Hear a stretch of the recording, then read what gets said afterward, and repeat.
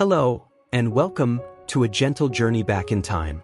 Tonight, we will drift slowly into the world of American hobos during the Great Depression, a time when fortunes vanished and ordinary lives were upended, when cities emptied and trains carried the hopes and dreams of those who had nowhere else to go.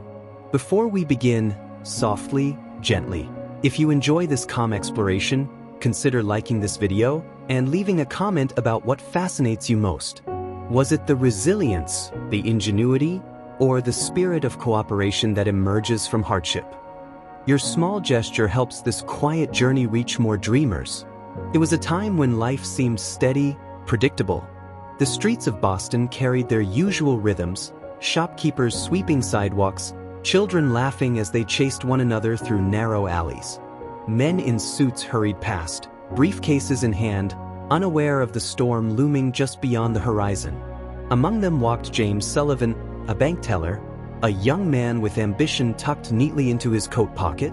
He had a fiancée waiting at home, a small apartment filled with warmth and familiar comforts. His life measured, orderly, safe. And yet, beneath the surface, the banks teetered, the stock market whispered of instability, and on the edge of one ordinary Tuesday, the world as James knew it was about to fracture.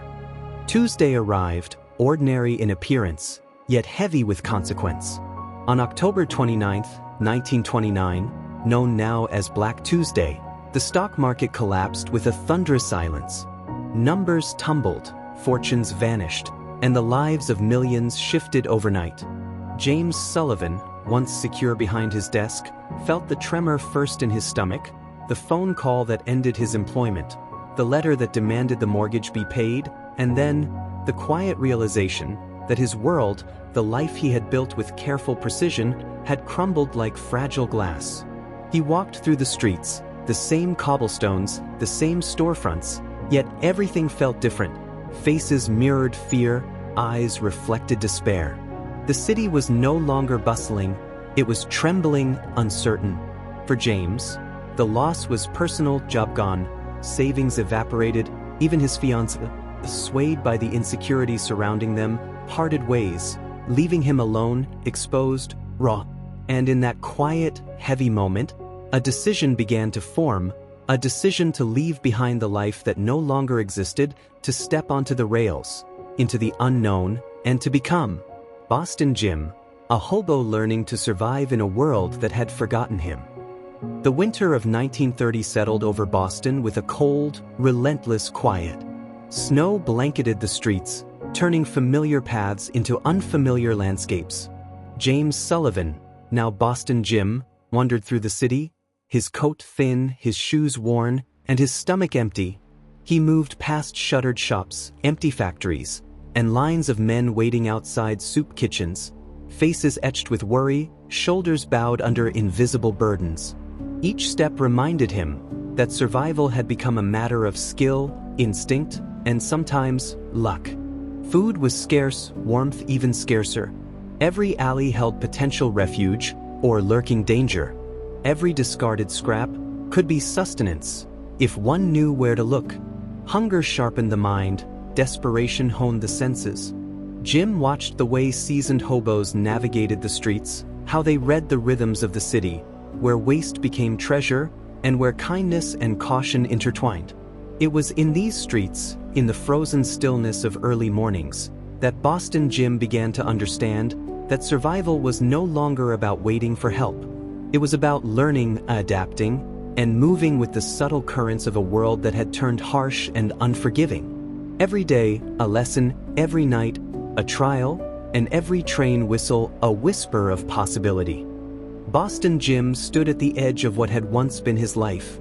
The apartment keys felt heavy in his pocket, a symbol of a world that no longer welcomed him. Outside, the city breathed a cold, indifferent wind. The streets whispered a single truth: survival would demand movement, adaptation, courage. He thought of the life he had lost, the job that sustained him, the fiancée who could no longer wait. Each memory carried both warmth and pain, a gentle reminder of what had been and what could never return. In the quiet of early morning, with only the faint glow of street lamps and the distant whistle of a passing train. Jim made a choice. He would leave the safety of what remained, step onto the rails, and follow the lessons of those who had already learned to endure. He would become Boston Jim, a hobo, a traveler, a student of survival, navigating a country reshaped by hunger, loss, and desperation. That day, he took his first steps away from the known and into a world defined by movement, by risk, by ingenuity. A world where every discarded scrap, every hidden corner, and every train ride held a lesson and a chance to live another day. The rails hummed softly beneath the early morning fog. Boston Jim walked along the tracks, each step cautious, each breath a cloud of cold air. It was there, beside a freight car waiting silently, that he saw them, seasoned travelers of the rails, men whose eyes held both fatigue and sharpness, experience etched into every line of their faces. Jack, known among the hobos as Frying Pan Jack, leaned against a worn boxcar. His coat patched in places, boots scuffed by miles of steel and stone. Beside him, Boxcar Willie arranged scraps of wood and cloth, crafting a temporary shelter, and Railroad Pete, quiet, watchful, knowledgeable, observed the tracks as if they spoke a secret language only he could read. Jim approached with hesitant steps, heart pounding, the weight of uncertainty pressing on his shoulders. But these men, strangers yet familiar in their purpose, nodded with recognition, as if sensing a newcomer's need, a mind ready to learn, a spirit willing to endure. "You lookin' to learn, or just passin' through?" Jack asked, his voice low and steady. The question held no judgment, only curiosity and the unspoken code of the rails. Boston Jim nodded, words unnecessary. The journey had begun. Lessons in survival, in stealth, in the art of turning scarcity into sustenance, would be taught by these masters of the road. And so, among the fog and steel, a new chapter opened, where knowledge, courage, and ingenuity would transform a lost man into one who could endure, who could navigate the unforgiving world of the Great Depression. Boston Jim crouched in the quiet shadows behind a closed bakery, the aroma of stale bread and sweet pastries lingering faintly in the cold morning air. Jack, Frying Pan Jack, whispered instructions with patient calm. "It's not about desperation," Jack said, his eyes scanning the empty streets. "It's about understanding the rhythm of the city, knowing when the trash becomes treasure, when what society discards becomes what keeps us alive." Jim watched as seasoned hobos moved with precision, mapping dumpsters, alleys, and back entrances, timing their searches with the routines of bakers, grocers, and butchers, learning to distinguish what was safe, what could nourish, and what could harm.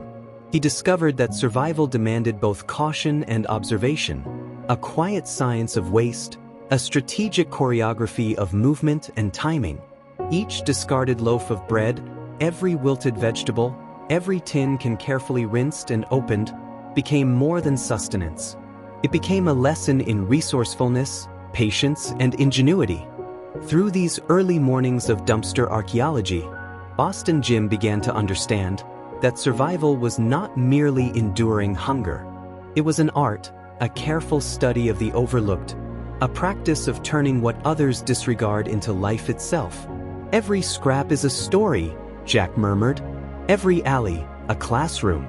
And every day, a test of your will to live."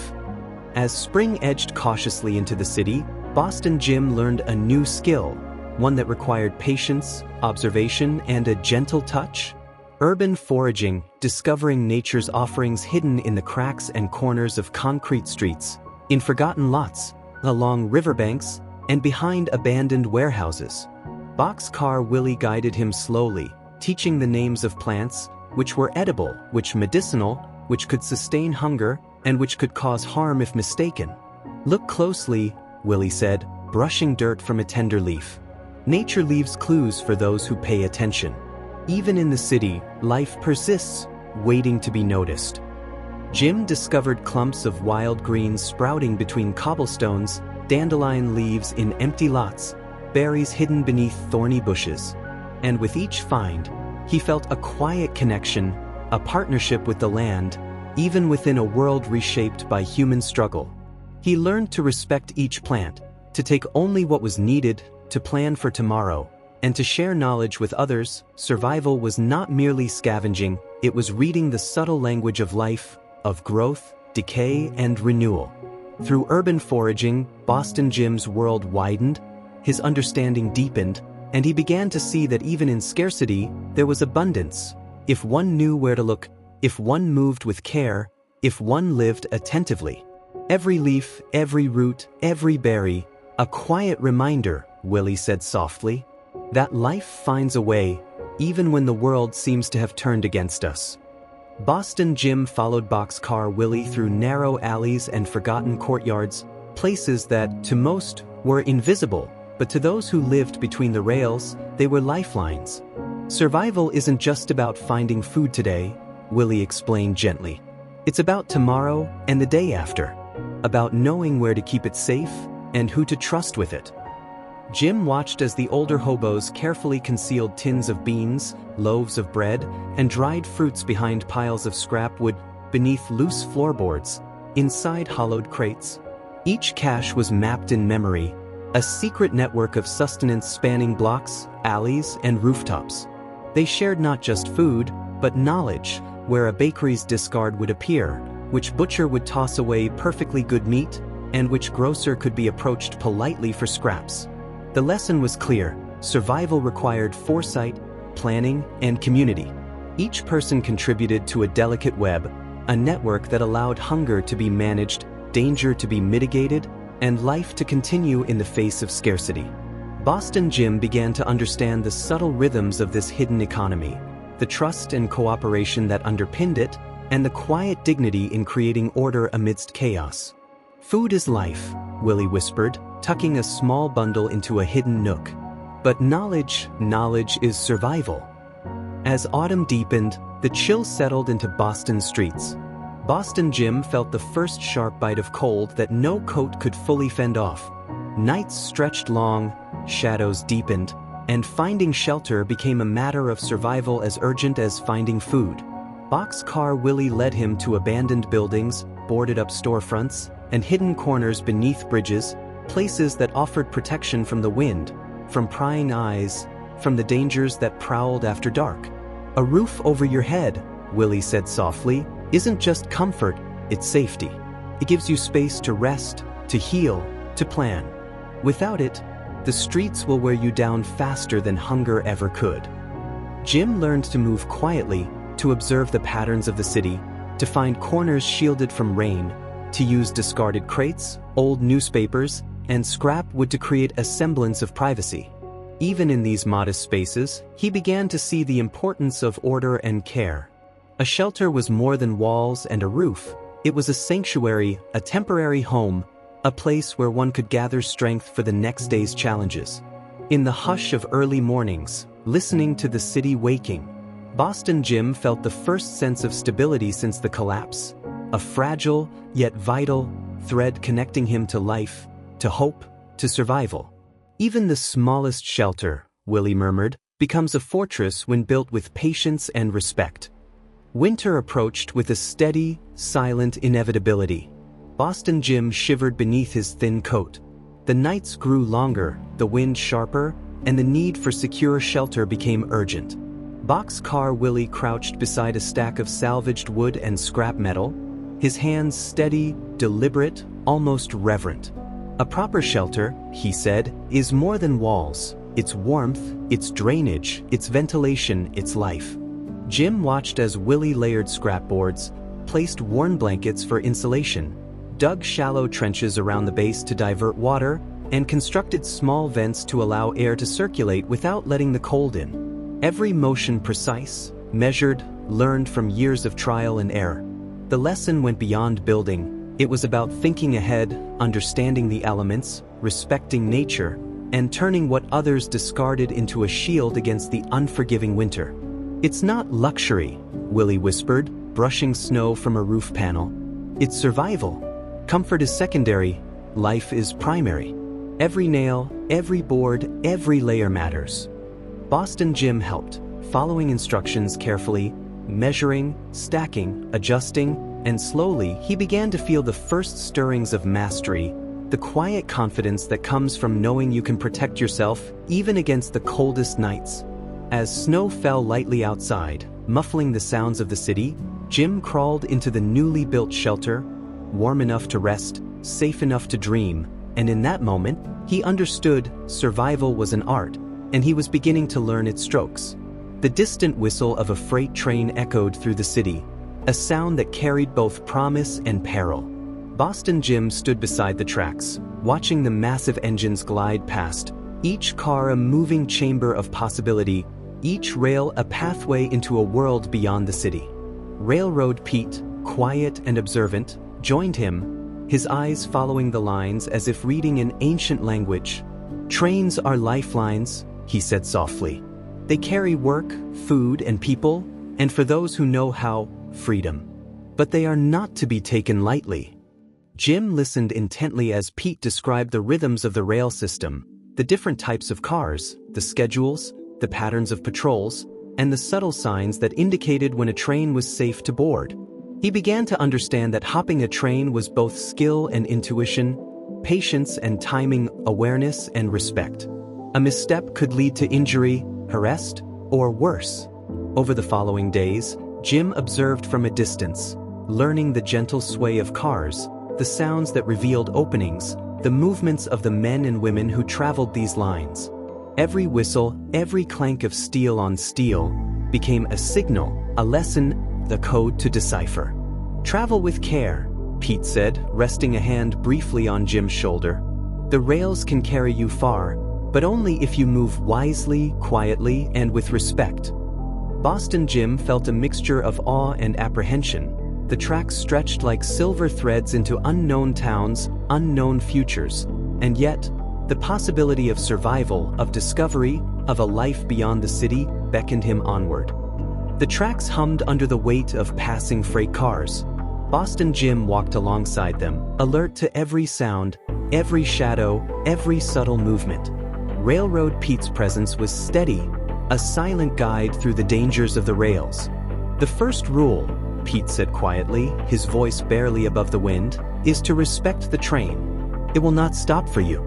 It does not care. Treat it with caution always." Jim learned to observe, to wait, to read the patterns of the workers, the bulls, and the guards. The bulls, stern men employed to keep trespassers off the cars, were ever watchful, quick to punish mistakes. One misstep could mean arrest, injury, or worse. He practiced moving quietly, stepping lightly over gravel, crouching behind cars, understanding the blind spots, and timing his boarding with precision. Each attempt built patience, focus, and awareness, qualities as vital as strength and courage. "Traveling these rails is an art," Pete murmured, "one of observation, timing, and respect. It is not reckless. It is discipline. And every safe journey teaches you something new." Boston Jim absorbed the lessons carefully, knowing that survival on the rails demanded vigilance, calm, and a mind attuned to the smallest signals. Whistles, sparks, shifting shadows, all were part of the silent language of the tracks. As night fell and the city quieted, Jim felt a quiet exhilaration, the understanding that knowledge and caution could turn danger into a lifeline, that the rails, though treacherous, were a pathway to survival, freedom, and opportunity. With each passing week, Boston Jim grew more confident. The rhythm of the rails became familiar, the steel beneath his feet a steady companion. Railroad Pete guided him from the shadows, teaching him to judge the speed of cars, to identify the safest entry points, and to move with grace and discretion. "It's not about bravado," Pete whispered. "It's about understanding. Every train has its heartbeat, listen to it. Every car tells a story, read it." Jim learned to feel the vibrations through the ground, the subtle shifts of weight in a boxcar, the faint whistles signaling the train's approach. Each journey became a lesson in patience, timing, and respect for forces larger than himself. He traveled to nearby towns, hopping from freight to freight, following the tracks through forests, fields, and empty stretches of highway. Each trip brought new discoveries, abandoned barns, secret shelters, and other travelers who shared advice, food, or a cautious smile. He experienced both triumph and setback, missed jumps, narrow escapes, moments of fear that tightened his chest, and yet each challenge strengthened him, honed his senses, and deepened his understanding of this new, mobile world. Through mastery of train hopping, Boston Jim realized that survival was not only about endurance, it was about movement, knowledge, adaptability, and the quiet courage to step forward when the world offered no hand to hold. The rails, he thought as another train carried him toward the unknown, are both a teacher and a lifeline, and I am learning their language one careful step at a time. Spring arrived slowly, melting the last patches of winter snow. Boston Jim felt the pull of movement. The trains carried whispers of work, of towns awakening, of opportunities scattered like seeds across the country. Railroad Pete explained the rhythm of the seasons, how farms needed laborers in the fields, how canneries and factories required extra hands at specific times, and how following this ebb and flow could mean the difference between hunger and sustenance. Jim learned to plan journeys months in advance, reading the patterns of crops, the cycles of towns, and the whispers of other travelers. He discovered that survival demanded mobility, not only skill at train hopping, but also foresight and timing. Each train ride became a meditation, the landscape unfolding like a quiet story outside the boxcar window, forests giving way to rivers, towns to fields, each mile carrying him closer to work, to food, to shelter, and to understanding the vastness of a country in need, a country shaped by both struggle and opportunity.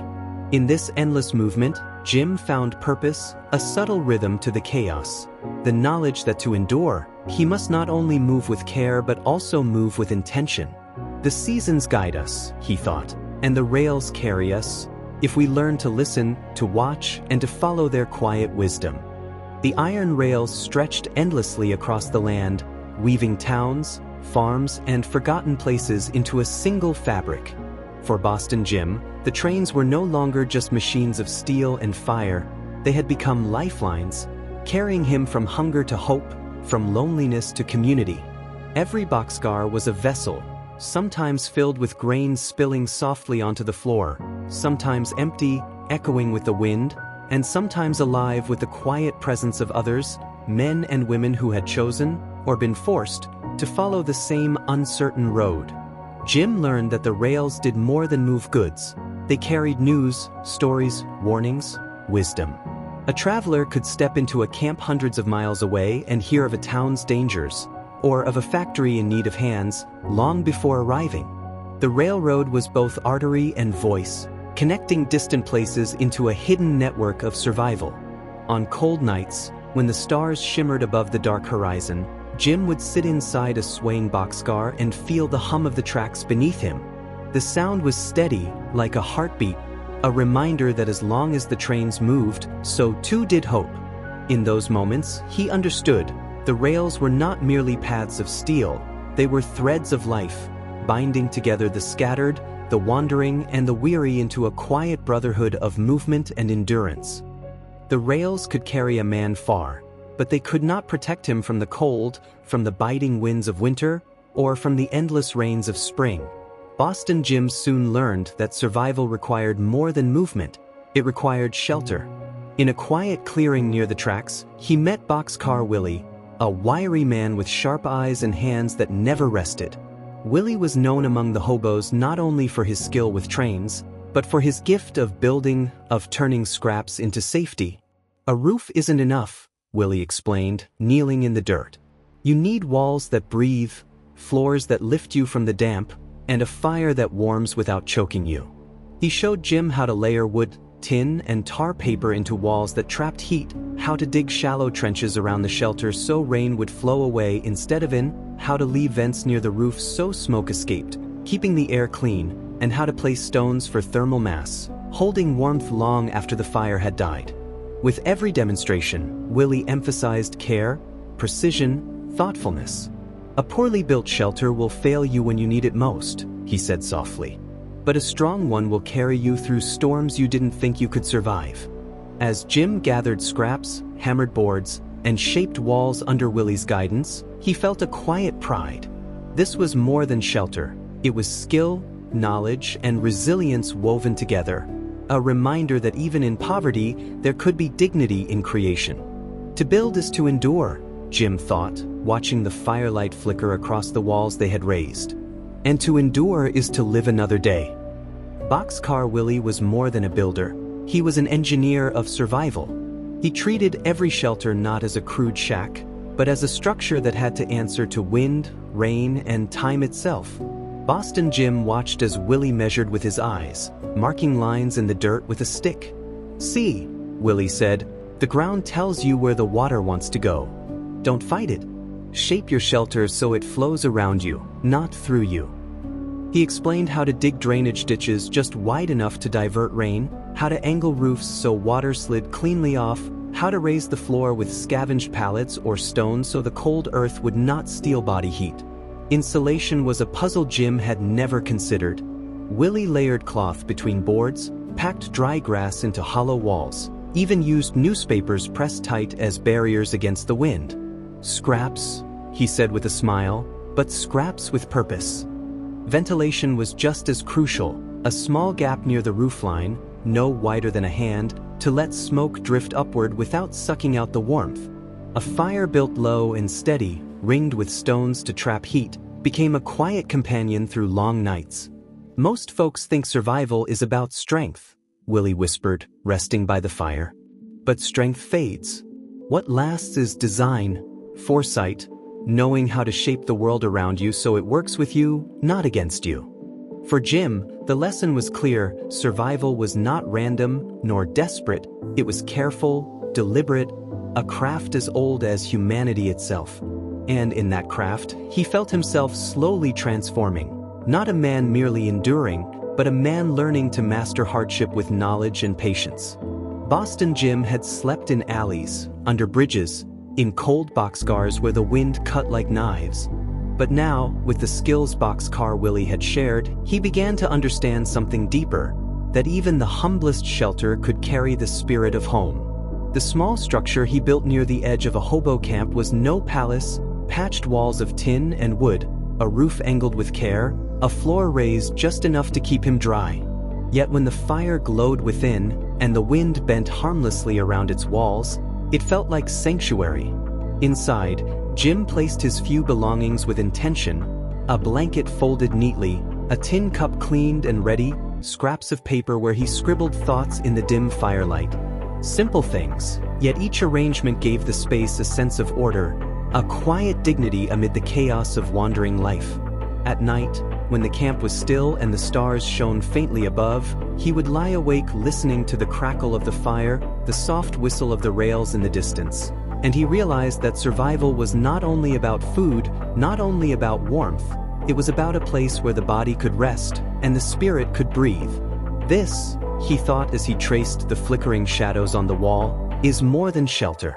It is a home, however small. And in it, I can remember that I am still human. In every camp, there was always a fire, a small, steady flame at the center of gathering.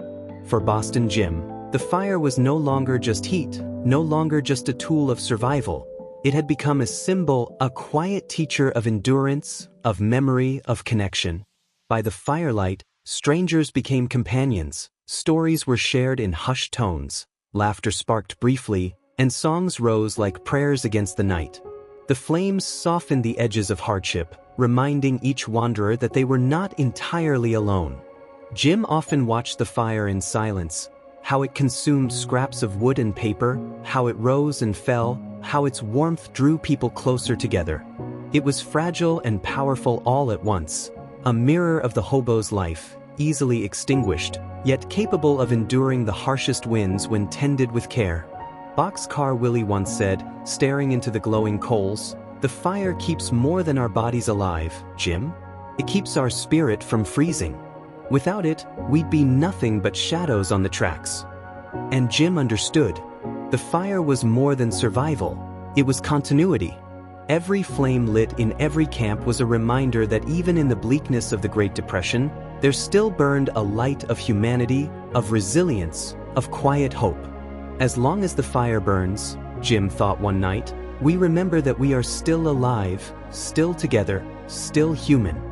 What began as scattered shelters and lonely fires soon grew into something larger, a gathering, a community. In the shaded grove by the tracks, Boston Jim watched as men and women set down roots, however temporary, and transformed wilderness into a place of order. The hobo jungle was not chaos. It was structure born of necessity. Shelters were built in circles for protection, fires kept at safe distances to prevent disaster, water drawn and purified with care. Each person had a role, however small. Some foraged, some cooked, some stood watch, and others mended tools and clothing. Jim marveled at the way strangers became neighbors, how meals were shared without question, how knowledge passed freely from one to another. A man who knew herbs taught others to heal, a woman skilled in sewing repaired torn jackets and blankets. Even the smallest contribution mattered, for here survival was never an individual act, it was collective. In the evenings, after the day's work was done, they gathered around the largest fire, their voices low, their stories mingling with the smoke. And though none owned land, nor houses, nor riches, they owned something rare, belonging. Boston Jim felt it deeply. The jungle was more than a camp. It was a fragile society, shaped not by wealth, but by cooperation, a world where trust, discipline, and care replaced the currency they had all lost. Here, he thought as he watched the faces lit by firelight, we build not only shelter, but each other, and in that, we build a kind of home that no collapse can take away. Every community finds its anchor, and in the hobo jungle near the river, that anchor was a woman known simply as Mother Jones, not the famous labor leader whose name she carried, but a figure just as fierce, just as steady. She was older than most, her hair silver, her eyes sharp and unyielding, and though she owned no land and carried no title, the camp turned to her in times of uncertainty. Her word carried weight because it was spoken with fairness, with wisdom, with the calm authority of one who had endured much and still stood tall. Boston Jim first noticed her by the fire, listening more than she spoke, her hands busy sewing a torn coat for a boy no older than 16. When disputes broke out, she settled them not with anger, but with reason, reminding each person that survival depended on discipline, not division. This camp is not a refuge for selfishness, she once said, her voice low but steady. We share what we have. We care for the sick. We keep order.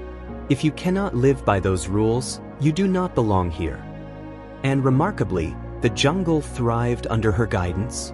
There was food enough, firewood enough, and protection enough to see them through the hardest weeks. Strangers who might have quarreled became allies, bound together by her quiet leadership. To Jim, Mother Jones was proof that even in the ruins of the Great Depression, leadership could rise not from wealth nor from force, but from compassion joined with strength. She was the living heart of the jungle, the keeper of its fragile harmony. Without her, Jim thought, this camp would scatter like ashes in the wind. With her, we endure. In the quiet mornings, as the frost lifted from the ground, Boston Jim began to see the invisible threads that held the jungle together. Mother Jones had written no laws, yet her rules were clear, spoken in gentle authority, and upheld by all who understood their necessity. Respect each other, she said, walking between the shelters, her gaze steady. Share what you can, keep the fires safe. Watch the young and the sick, and above all, do not harm the weak. Order is survival. Jim learned that discipline was as important as courage, that a man who hoarded food, who neglected the sick, who disrespected the rules, endangered not just himself, but the entire camp. Every task had a purpose. The person on watch prevented accidents, theft, and intrusion. The forager brought knowledge of edible plants and discarded food. The cook distributed meals fairly, and the teachers of skills passed their knowledge quietly, ensuring that no one went hungry for want of learning. Through these small acts, the jungle became more than a collection of shelters, it became a living system, a society forged in adversity, where survival was not merely endurance, but shared responsibility. Boston Jim felt the weight and comfort of these rules. They constrained, yes, but they also protected. They created trust, and in that trust, a fragile peace flourished amidst the chaos outside the camp. Order is our shield, Jim thought, and discipline is the quiet fire that keeps it burning. Illness could strike swiftly, a fever, a cough, or a cut left untreated could become deadly. In the hobo jungle, Boston Jim realized that survival was not only about food, shelter, and movement, it was about care, about tending the body as carefully as the fire or the walls around it. A medic among the camp, a quiet woman named Clara, had knowledge of herbs, poultices, and basic hygiene. She taught Jim and others how to purify water, how to wash and dress wounds, how to spot early signs of infection, and how to maintain cleanliness even in makeshift shelters. A small infection can take more lives than hunger, she reminded them, carefully inspecting a scraped knee. We must be vigilant. Our survival depends on the health of the many, not the few. Jim watched as the community organized itself. Water sources were treated before drinking, shared blankets were cleaned or aired, sick individuals were cared for in separate shelters, and knowledge of remedies spread from one person to another. Through these efforts, the jungle became more resilient. Disease, which could have ravaged them, was mitigated, lives were preserved, and the camp thrived where less organized groups might have faltered. Health is not just medicine, Jim realized. It is vigilance, discipline, and the quiet duty of everyone to protect each other. Money had lost its meaning in the jungle. The banks had failed, the cities were struggling, and coins and bills were almost worthless. Boston Jim quickly understood that survival required a different economy, one built on skill, labor, and trust. Mother Jones and the elders introduced a system. Each task, no matter how small, earned credit. Chopping firewood, repairing shelters, preparing meals, teaching a skill, all were accounted for and could be exchanged for goods, food, or help when needed. Jim discovered the subtle fairness in this system. A man skilled in sewing could trade his work for a warm blanket. A forager could barter knowledge of edible plants for a meal. Every contribution mattered, every effort recognized. The barter economy also created accountability. Those who failed to contribute found their privileges limited, but those who shared generously gained respect, trust, and support. Jim marveled at the ingenuity, the way a group of displaced individuals, without formal currency, had created a functioning, just, and resilient economy, one that allowed them to endure the harshest seasons. In scarcity, he thought, systems matter more than money, and cooperation is more valuable than gold. As autumn waned, the wind grew sharper, the nights longer, and Boston Jim felt the familiar chill settle deep into his bones. Winter was approaching, and with it, the hardest test of all. Mother Jones and the elders called the camp together, laying out preparations with calm authority. Shelters were reinforced with extra layers of boards, scrap metal, and insulation. Fires were stockpiled with wood gathered weeks in advance. Water sources were inspected and, where possible, stored or protected from freezing. Jim and the others worked diligently, each act deliberate. Each plank nailed, each bundle of firewood stacked, each blanket mended. It was not just labor. It was a ritual, a quiet declaration that they would endure, that they would survive. Winter can take many things, Mother Jones said softly, but it cannot take the prepared heart. We must guard ourselves and each other. The community moved as a single organism, tasks divided, knowledge shared, and care extended to the sick and elderly. Even the youngest campers learned small duties, stacking wood, feeding the fire, or assisting with shelter maintenance. Boston Jim felt a sense of pride and belonging, that survival was no longer a lonely struggle. It was a shared endeavor. And as the first frost crept across the ground, he understood that foresight, preparation, and cooperation could turn even the harshest winter into a challenge to meet, rather than a force to break them. The snow fell thick and silent, muffling the world beyond the jungle. Boston Jim huddled inside his carefully constructed shelter, feeling the warmth from the fire push back the relentless cold. Outside, the wind howled, bending bare trees and rattling roofs. Yet within the camp, life continued. Fires crackled in designated spaces, water remained clean and drinkable, and the community moved with quiet purpose. Every morning, tasks were checked, firewood replenished, water inspected, shelters reinforced. Those who were ill or weak were tended with care. No one was left alone, no one forgotten. Jim watched as the jungle operated like a living organism, each person a vital part. Every system, food, fire, water, warmth, protection, interconnected, ensuring the survival of all. The winter stretched long, testing endurance. Yet Jim felt a quiet confidence. Knowledge, preparation, and the strength of the community shielded them from the full brutality of the season. This is what survival truly means, he thought. Not merely enduring, but living together, with foresight, care, and respect. And as the snow blanketed the ground in silent white, he understood that even in the harshest conditions, human ingenuity and cooperation could carve a sanctuary of warmth and life. Illness could strike without warning, a cough, a fever, a subtle malaise that spread silently through the camp. Boston Jim understood that survival was not only about food, shelter, or warmth, it was about health, vigilance, and prevention. Clara, the camp medic, organized the community with quiet authority. She instructed them on water purification, hand washing, and the proper care of the sick. Makeshift infirmaries were established, where the ill could rest safely. Disease spreads quickly among the unprepared, she explained, her hands steady as she applied a poultice. But with care, vigilance, and cooperation, we can protect each other. Jim helped distribute clean water and maintain isolation spaces for those who were infected. He watched how even small actions, washing dishes, airing blankets, checking temperatures, could mean the difference between life and death. Through discipline and collective effort, the camp endured outbreaks that might have devastated less organized groups. Trust, knowledge, and attention became weapons as vital as any shelter or fire.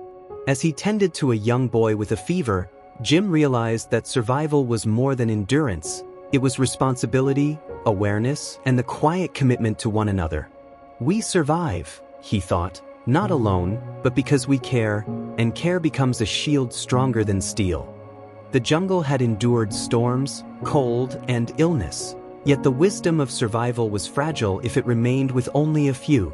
Boston Jim watched as Mother Jones and the elders began to teach newcomers, ensuring that the skills of endurance were passed from hand to hand. Each lesson was deliberate, from fire building, shelter construction, and train hopping, to foraging, water purification, and barter systems. Every skill was shared patiently, step by step. New arrivals watched, listened, and practiced under careful supervision. Mistakes were corrected gently, successes celebrated quietly. Jim began mentoring others, guiding them through the subtle art of timing a train jump, identifying safe routes, and reading the behavior of the tracks. Knowledge is survival, Mother Jones said one evening, speaking to the gathered campers. It is our inheritance, our lifeline. If you fail to teach, the jungle will falter. If you teach, it will endure. Jim felt a profound sense of purpose. Survival was no longer just about himself, it was about continuity, the passing of wisdom from one generation of wanderers to the next, ensuring that, even in the harshest world, the lessons of endurance would not be lost. To teach, he thought, is to preserve life, to give strength not only to today, but to tomorrow. The city was a labyrinth of opportunity and danger. For Boston Jim, survival required not only movement along the rails, but careful observation of the urban landscape. Every alley, every market, every discarded crate told a story. Under the guidance of more experienced foragers, Jim learned to map the city's patterns. The times when bakeries discarded unsold bread, when markets cleaned out vegetable scraps, and when restaurants emptied their trash bins without notice. It is not theft, a forager whispered, it is the art of reuse, turning what others discard into life. Jim refined his technique, inspecting bins quietly, noting the hours of collection, understanding the cycles of food waste. He learned to carry, store, and preserve what he gathered, from stale bread to wilted greens, every piece carefully saved. The urban jungle became a classroom, each discovery a lesson in observation, patience, and timing. The city, once a symbol of chaos and loss, revealed itself as a landscape of hidden sustenance for those who watched carefully. Through urban foraging, Jim understood that survival was not only a physical skill, it was a discipline of the mind, a practice of attentiveness, creativity, and respect for resources, however modest. The city gives if you learn to see, he thought, and it rewards those who move with care, patience, and understanding. Survival depended not only on finding food, but on knowing how to preserve it. Boston Jim learned that a single day's gathering could vanish in hours without careful planning. Clara and other seasoned campers taught him the art of food caching, hiding supplies in hollow logs, beneath boards, or in discreet caches along safe routes. Each stash was recorded in memory or marked with subtle signs only the community could read. "You must think ahead," Clara explained, showing Jim a cache of preserved vegetables. "Hunger is unpredictable. Seasons change. Trains get delayed. But if you plan, you can weather even the harshest weeks." The jungle developed a quiet network, those with extra food shared with those in need. Caches were rotated, monitored, and replenished. Knowledge of locations spread carefully, ensuring that no one went without. Jim felt the power of collaboration, how individual effort, when combined with organization and trust, became a shield against scarcity. Survival was no longer a solitary struggle. It was a system, a web of support connecting every member of the camp. "We endure," he thought, "not because we find food alone, but because we share, plan, and protect it together." The winter came with an icy bite sharper than any before. Snow blanketed the tracks, and the city streets were a labyrinth of frozen hardship.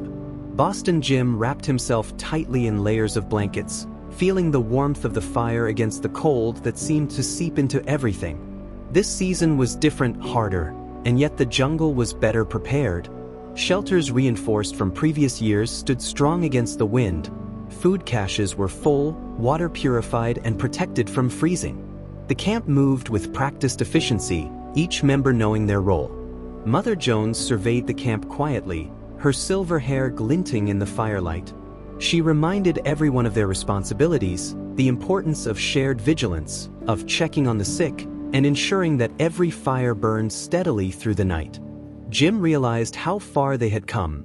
The skills of survival, once learned individually, had become a collective system, a network of preparedness, care, and foresight. The community had evolved, not by chance, but through discipline, trust, and repeated practice. Winter is a test, Jim thought, watching the flames dance, but we endure because we are prepared and because we are together. Even in the dead of winter, the rails called. Boston Jim understood that no shelter, no fire, and no cash could replace the freedom to move.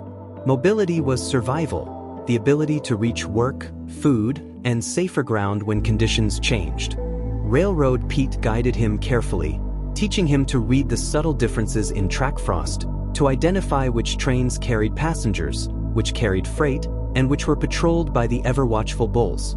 Every journey was a lesson in caution, timing, and observation. Jim learned that the rails were arteries of opportunity. A single ride could take him to a new job, a fresh source of food, or a camp untouched by sickness. Conversely, staying in one place too long could be dangerous. Resources ran out, illness spread, and patrols became stricter. He felt the rhythm of movement settle into him, waking before dawn, walking silently along snowy tracks, slipping into boxcars with care. The motion of the train became a meditation, the landscape sliding past, each mile a reminder that endurance demanded both foresight and action. The jungle was no longer a single camp. It had grown, branches of survival reaching across towns, railways, and forgotten corners of the city. Boston Jim felt the weight and wonder of this emerging network. Messages traveled quietly between camps, warnings of harsh patrols, tips about discarded food, or knowledge of open shelters. Travelers like Jim became carriers of information, ensuring that no one was left unaware. Connections were made through subtle signs, chalk marks on posts, small symbols etched into wood, and whispered instructions shared at fires. Each symbol, each message, was a lifeline, a bridge between communities separated by distance but united by necessity. Jim realized that the jungle's strength lay not only in walls and fire but in its communication. The camps functioned like organs of a single organism, supporting one another, sharing resources, and ensuring that knowledge of survival spread far beyond any individual's reach. Alone, he thought, watching a train glide silently into the distance, we survive together, we endure, and together, we become stronger than the cold, the hunger, or the rails themselves. The city's discarded treasures became lessons in survival. Boston Jim had once scavenged hastily, uncertain of what might be safe or useful. Now, under the guidance of seasoned foragers, he approached each dumpster, each alley, with the patience and precision of a craftsman. He learned to recognize patterns in waste disposal, which shops discarded bread first, which grocers threw out spoiled vegetables, and which restaurants left unopened cans behind. Every observation was mapped mentally, creating routes of consistent sustenance. Jim discovered subtle techniques, checking for rot or contamination, balancing speed with caution, and carrying only what could be safely stored or shared. He learned to move quietly, to respect the spaces and the people around them, and to treat scavenging as an art of adaptation rather than theft. Through repeated practice, dumpster archaeology became a science, a strategic system of acquisition, one that minimized risk and maximized yield. Every scrap has potential, Jim thought. If you know how to see it, store it, and use it wisely, survival is not chance. It is observation, patience, and knowledge. Boston Jim had become skilled, patient, observant, and now it was his turn to guide others. New arrivals, inexperienced and wary, looked to him for direction. He taught them to read the city as a living map, where markets discarded fresh produce, which bakeries emptied unsold bread first, and how to avoid unnecessary confrontation. He showed how to store and preserve what was gathered, emphasizing safety and hygiene. The city provides, he told them quietly, but only if you move with care, respect, and understanding. Haste and greed bring nothing but trouble. Under Jim's guidance, the newcomers practiced. They learned to recognize the signs, track disposal schedules, and carry supplies without attracting attention. Mistakes were corrected gently, successes quietly celebrated. The jungle grew stronger as knowledge spread. Food security became a shared effort, not the burden of a few. And Jim felt the quiet satisfaction of passing on the wisdom that had once saved him. Survival, he thought, is not just what you know, it is what you share, and the more we teach, the more we endure. The rails sang a silent song of opportunity and risk. Boston Jim had ridden trains before, but now he approached the practice with discipline, observation, and respect. Each journey required awareness of schedules, car types, and the ever-watchful bulls. Railroad Pete guided him patiently, teaching subtle techniques, how to board safely, how to remain unseen, and how to anticipate patrols. How to read the rhythm of the train, the behavior of its crew, and the patterns of other riders. Every train has a story, Pete said quietly. And if you learn to listen, it will carry you safely to where you need to be. But misstep once, and it can end you. Jim learned to balance courage with caution, to trust his instincts, to prepare for the unexpected. Each ride became a lesson in timing, patience, and the silent coordination between the rider and the moving machine. The rails, once frightening and chaotic, now represented freedom, an artery of survival connecting cities, communities, and opportunities. And as Jim gripped the cold metal, feeling the vibration beneath him, he understood that mobility was as vital as food, shelter, or warmth. To move wisely, he thought, is to live. To move recklessly is to invite disaster. The jungle had endured winters, illness, and scarcity, but experience had taught Boston Jim and the others that resilience required foresight. Shelters were reinforced, pathways cleared, and firewood carefully stacked for months ahead. Each structure reflected lessons learned: layered insulation to keep heat in, angled roofs to shed snow and rain, and secure foundations to withstand wind. Every detail was purposeful. Water sources were protected from freezing and contamination. Communal spaces were maintained to ensure safety and cleanliness. The camp was no longer temporary. It was a system, a living organism built on knowledge, discipline, and shared effort. Mother Jones walked among them quietly, nodding at the improvements, reminding them that the strength of the camp depended on every individual doing their part. Jim felt the satisfaction of contributing, of seeing the jungle transform from a fragile refuge into a robust community. Each plank, each stack of firewood, each maintained fire was a declaration. They would endure, together. Resilience, he thought, is not born of luck. It is built, layer by layer, skill by skill, fire by fire. Shelters were no longer simple collections of boards and tarps. Boston Jim had learned to build with intention, layered insulation, ventilation for smoke and warmth, and secure foundations to withstand rain, wind, and snow. Now, it was his task to teach newcomers, to pass on the lessons that had kept them alive through harsh winters. He demonstrated how to choose materials carefully, how to balance weight and stability, how to construct walls that kept heat in and cold out. Every detail matters, Jim said softly, showing a young camper how to secure a roof. Even a small mistake can turn a shelter into a trap. But done well, it becomes a fortress, a safe space, a home, however temporary. Students watched intently, practiced, stumbled, and learned, each success celebrated, each error corrected gently. Through these lessons, the jungle strengthened, knowledge became a tangible shield. Jim realized that teaching was itself a form of survival, that the act of passing on skill was as important as the skill itself. When you build for others, he thought, you build not just walls, you build continuity, safety, and hope. Water was life, and yet, it could also bring illness if handled carelessly. Boston Jim watched as Clara and other experienced campers refined their purification methods, transforming simple streams and wells into reliable sources of clean water. Filters made from sand, charcoal, and cloth removed sediment and impurities. Boiling became routine, a quiet ritual that ensured safety. Storage containers were cleaned and monitored. Every step followed discipline, care, and attention. Jim learned the importance of consistency, how even a single lapse could threaten the health of the entire camp. He began teaching others, passing on the techniques that had preserved countless lives through winters and epidemics. Water is fragile, Clara reminded them. Treat it with respect, and it will sustain you. Ignore it, and it can destroy you. Through these practices, the jungle gained confidence. The certainty of clean water became a foundation for all other survival systems. Shelter, food, fire, and mobility all relied on the simple, profound gift of life-sustaining water. Survival, Jim thought, watching the clear flow from the purified source, is built on care for the smallest things, because even the smallest lapse can undo all we have endured. Snow arrived early, blanketing the city and the jungle alike.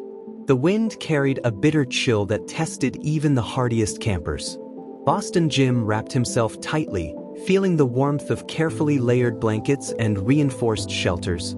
This winter was different, not because it was colder, but because the camp was wiser. Experience had built systems of preparation, care, and foresight. Firewood was stockpiled months in advance, water purified and protected, and shelters insulated with lessons learned from past years. Mother Jones walked through the camp quietly, her presence calm and steady, reminding everyone to check on the weak, monitor water, and maintain fire. The community moved like a living organism, each person performing tasks with purpose. Jim reflected on the evolution of the jungle. What had once been a fragile collection of wanderers had become a resilient network. Every lesson learned, every shared skill, every disciplined action had forged a system that could endure harsh winters, illness, and scarcity. Winter is a test, he thought, watching the flames of the communal fires flicker against the snow. But we endure because we are prepared and because we care for each other. In the silence of falling snow, he felt the quiet confidence of survival, not merely existing, but living with purpose, foresight, and cooperation. Survival was not only built on food, shelter, and fire. It was built on trust, on the quiet bonds between those who shared the hardships of the jungle. Boston Jim began to see that relationships, as much as skills, determined who endured. Campers shared not only tasks, but stories, laughter, and small comforts. Fires became places of conversation, teaching, and mutual support. Tasks were performed together, gathering wood, repairing shelters, preparing meals, strengthening trust and collaboration. Mother Jones emphasized the importance of unity. "We survive as one or not at all," she reminded them. Each rule, each responsibility, was tied to the well-being of the whole. Jim observed that even small acts, sharing a blanket, helping a newcomer, assisting the sick, created ripples of loyalty and cooperation. These social bonds became invisible threads holding the community together. Survival, he thought, is not solitary. It is the quiet understanding that each of us is stronger when we care for each other. Through trust, respect, and shared responsibility, the jungle became more than a camp. It became a living, breathing community, resilient not just in body, but in spirit. The cycle of the seasons dictated life in the jungle. Each change brought new challenges, and Boston Jim learned that foresight was as vital as any skill. Mother Jones and the elders called the community together to plan, stockpiling firewood for winter, preserving food from summer harvests, and ensuring water sources were secure against drought or freeze. Tasks were divided with precision. Some monitored caches, others repaired shelters, while a few patrolled routes for safe passage. No detail was too small. Every preparation contributed to the collective survival. Jim began to see the elegance in this system. It was not reactionary, but proactive, a cycle of observation, preparation, and care. Each season became a measured challenge, met with discipline and shared effort. Survival is a rhythm, he thought, a cadence of anticipation and action. We endure because we prepare, and we prepare because we endure. Through these seasonal plans, the jungle transformed from a fragile refuge into a robust, organized community, ready to face whatever nature or circumstance brought next. Winter approached, bringing with it the certainty of cold, scarcity, and danger. Boston Jim observed that preparation alone was not enough. Knowledge had to be shared systematically. Mother Jones initiated winter training programs, teaching newcomers essential skills, building insulated shelters, safely hopping trains, purifying water, and foraging in the city. Lessons were structured, repeated, and supervised. Jim took part as both student and mentor, guiding new arrivals through the nuances of survival, showing them how to read the city, manage caches, and navigate the rails. The jungle became a classroom, each fire a gathering place, each task a practical lesson. Mistakes were corrected calmly, successes quietly celebrated. Knowledge is survival, Mother Jones reminded them. If we fail to teach, we fail to endure. If we succeed, the jungle thrives, and our wisdom outlives the winter. Jim felt a deep sense of purpose, that the act of teaching was as vital as the act of enduring. And as snow began to blanket the camp, he understood that survival was now a shared skill, a living tradition. Money was scarce, unreliable, and often meaningless. But within the jungle, value was measured differently. Boston Jim observed the evolution of the barter system, a web of exchange rooted in skill, labor, and trust. Each contribution, cooking, repairing shelters, foraging, or mentoring newcomers, earned credit that could be exchanged for necessities. Blankets, food, tools, even guidance and protection became commodities in this carefully balanced system. Jim marveled at its fairness. A tailor could trade his skill for firewood, a skilled forager could exchange knowledge for a warm bed. Every exchange reinforced community bonds and rewarded contribution. The barter system also taught responsibility. Those who failed to contribute saw their privileges reduced, but those who shared generously gained respect, trust, and security.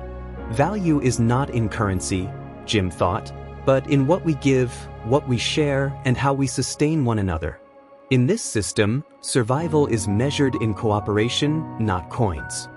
Through this refined economy, the jungle strengthened, a society that could endure scarcity, reward diligence, and maintain fairness, proving that even without money, human ingenuity and trust could build stability. In the jungle, illness or injury could arrive without warning. Boston Jim had witnessed the subtle signs, fever, limping, or fatigue, and knew that swift action could save lives. Clara, the camp's medic, organized emergency protocols, temporary infirmaries, designated caregivers, and supplies carefully stored and inventoried. Every camper knew their role, from fetching water to monitoring the sick. Jim learned to recognize danger early, to help with dressings, administer basic remedies, and assist in isolating contagious illnesses. Every action was deliberate, calm, and precise. A moment's hesitation can cost a life, Clara reminded them quietly, but coordinated care preserves many. Through drills and shared responsibility, the jungle maintained health even during epidemics. The system of vigilance, hygiene, and rapid response became as essential as firewood or food. Jim reflected that survival was not merely about endurance, it was about foresight, knowledge, and the quiet commitment of each individual to the safety of all. We survive, he thought, because we prepare and we care for each other even when danger is unseen. A community without order risks chaos. Boston Jim saw this truth as Mother Jones guided the camp toward formal leadership and governance. Rules were written, responsibilities assigned, and a council of trusted members established. Decisions about resources, safety, and responsibilities were made collectively. Disputes were resolved calmly, with fairness and transparency. Each rule had a purpose: to protect the vulnerable, reward contribution, and maintain trust. Jim participated in council meetings, observing the subtle balance of authority and consensus. He learned that leadership was not domination, but guidance, not fear, but trust. Order is not oppression, Mother Jones reminded them. It is the framework that allows us to survive and thrive together. Through clear governance, the jungle strengthened, cooperation became predictable, responsibilities were shared, and social bonds deepened. Every member understood their role, and every voice mattered. Survival is more than skills and supplies, Jim thought. It is trust, fairness, and the invisible threads that hold a community together. Knowledge was fragile, easily lost if not shared. Boston Jim understood that survival depended on more than individual skill. It required teaching, mentoring, and preservation of wisdom. Experienced campers guided newcomers through every aspect of life in the jungle. Shelter building, food foraging, train hopping, and hygiene practices were passed down patiently, repeated until instinct became habit. Jim took on the role of mentor, demonstrating careful techniques, explaining reasoning behind each action, and encouraging questions. Mistakes were corrected calmly, and successes quietly celebrated. Through mentorship, skills became communal property. Knowledge was no longer confined to a few, but embedded in the fabric of the camp.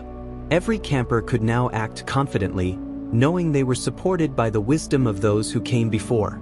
Survival is a living inheritance, Jim thought. It grows as we teach, and it endures as long as we share it.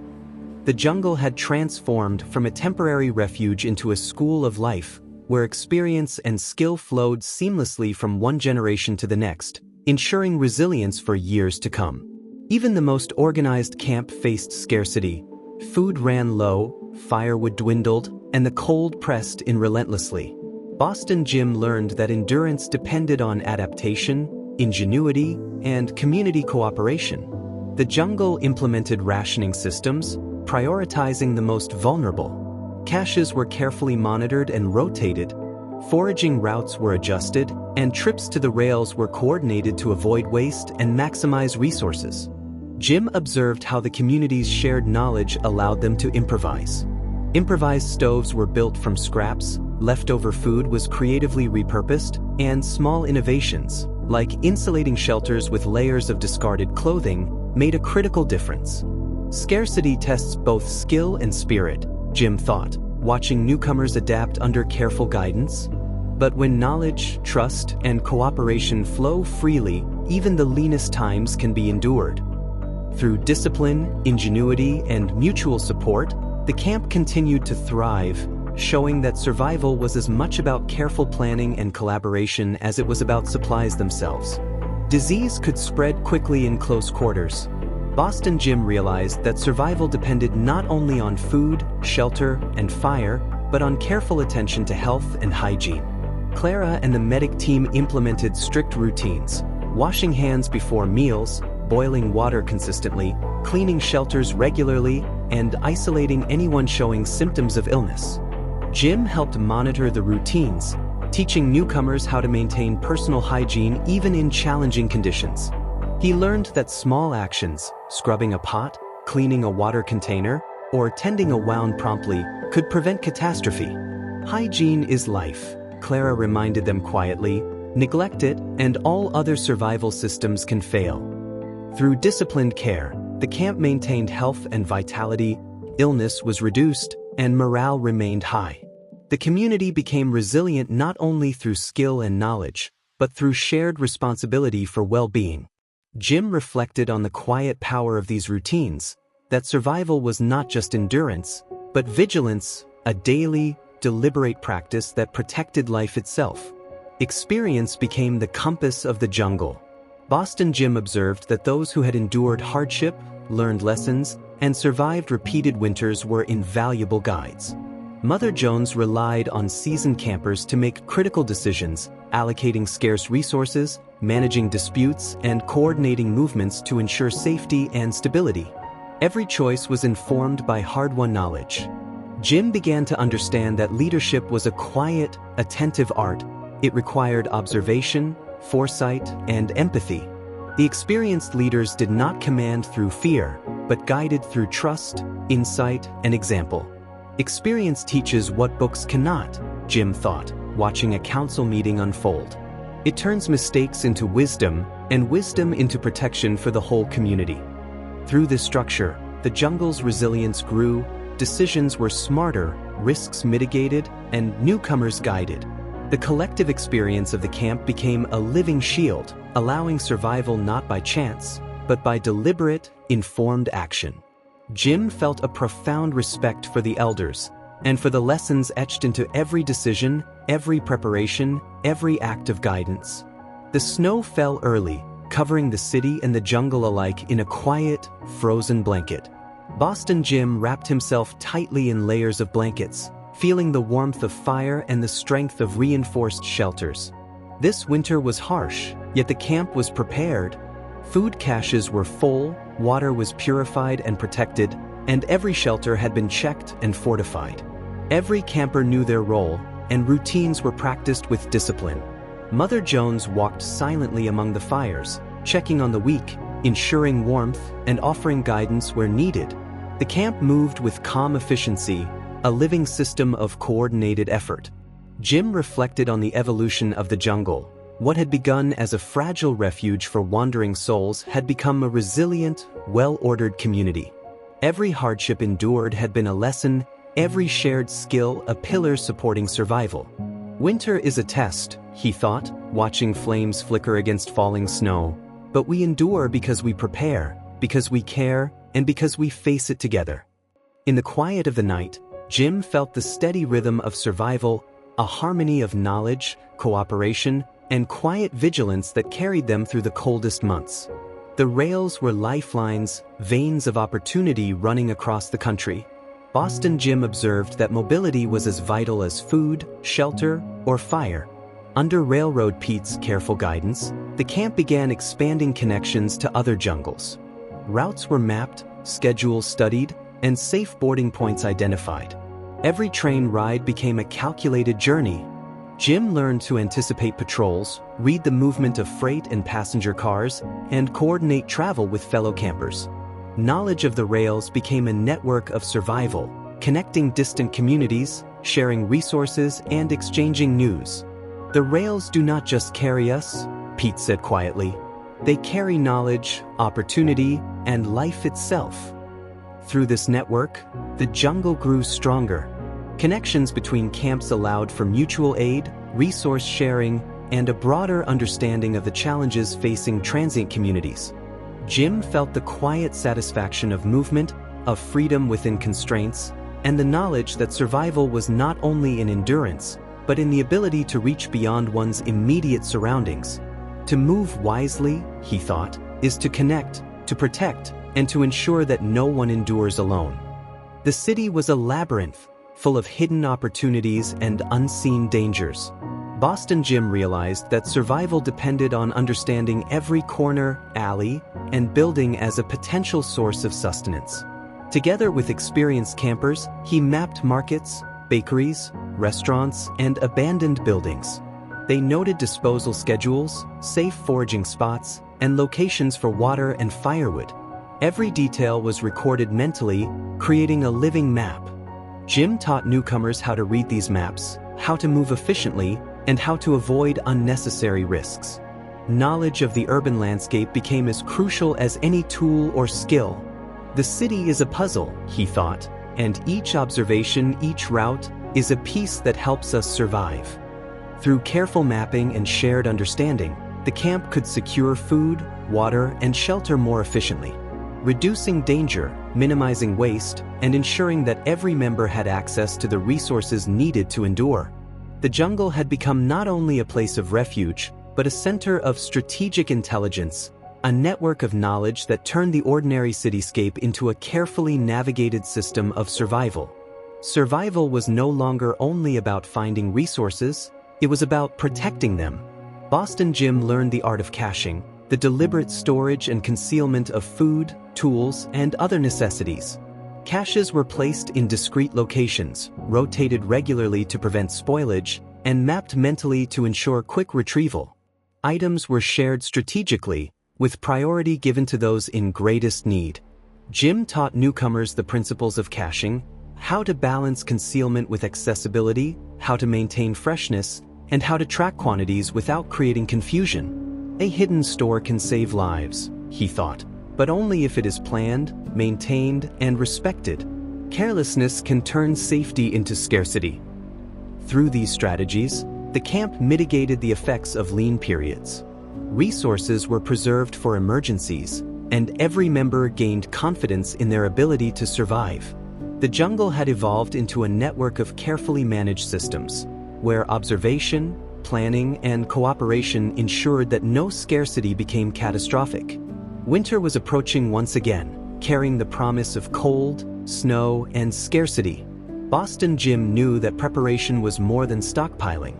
It was practice, discipline, and anticipation. Mother Jones organized drills throughout the camp.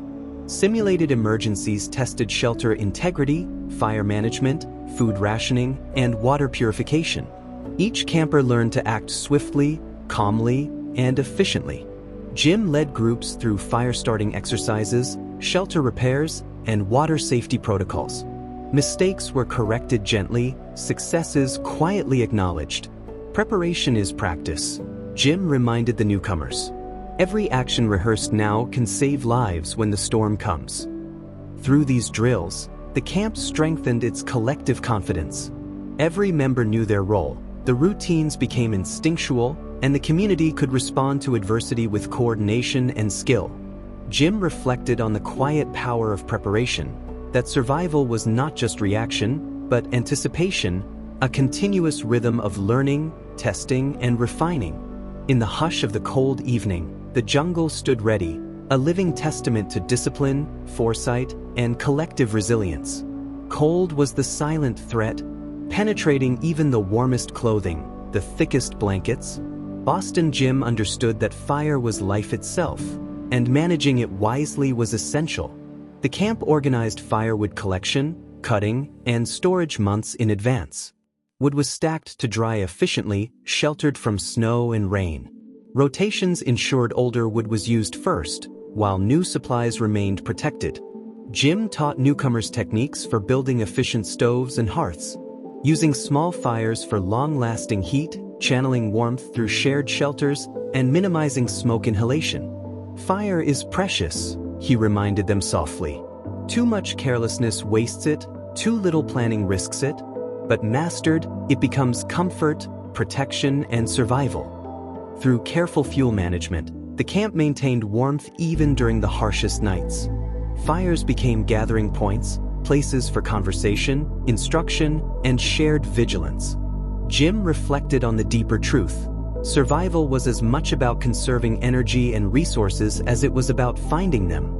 Efficiency, foresight, and care turned a simple fire into a symbol of life sustained through knowledge and cooperation. As winter deepened, the challenge shifted from survival to coordination. Boston Jim observed that even abundant supplies could falter if not carefully managed. The camp established a system for distributing food, water, and firewood. Schedules were organized to ensure fair access, prevent waste, and maintain morale. Leaders monitored quantities and adjusted allocations as needed. Jim taught newcomers how to track inventory, prioritize vulnerable members, and communicate effectively. He emphasized patience, fairness, and the quiet discipline required to maintain order during scarcity. Survival is more than gathering, he thought. It is organizing, sharing, and sustaining so that each person benefits without jeopardizing the community. Through this coordination, the camp endured harsh weather with calm efficiency. Everyone understood that preparation was not only about personal survival, but about the well-being of all. The jungle became a living network of interdependent care, where foresight, communication, and shared responsibility transformed adversity into manageable challenge. The rails stretched like silver threads across the country, carrying both risk and opportunity. Boston Jim understood that knowledge of movement could mean survival or disaster. Under the guidance of Railroad Pete, he began mentoring newcomers in the art of train riding, observing schedules, identifying safe cars, timing jumps carefully, and reading the presence of bulls, the patrolling authorities. Jim emphasized patience and observation. Rushing leads to mistakes, he reminded them, and mistakes can cost you more than time, they can cost your life. Practice sessions in controlled settings allowed newcomers to gain confidence. Learning to move with precision, to anticipate danger, and to coordinate with fellow riders. Through mentorship, rail travel became less perilous. The rails connected distant camps, brought seasonal work, and ensured access to resources beyond the city. Jim reflected on the importance of guidance, that survival depended not only on individual skill, but on the shared wisdom of those who had already endured. Movement is safety, he thought, and knowledge is the compass that turns risk into opportunity. The rhythm of the seasons dictated the camp's activities. Boston Jim observed that survival depended not only on preparation, but on movement, adaptability, and timely work.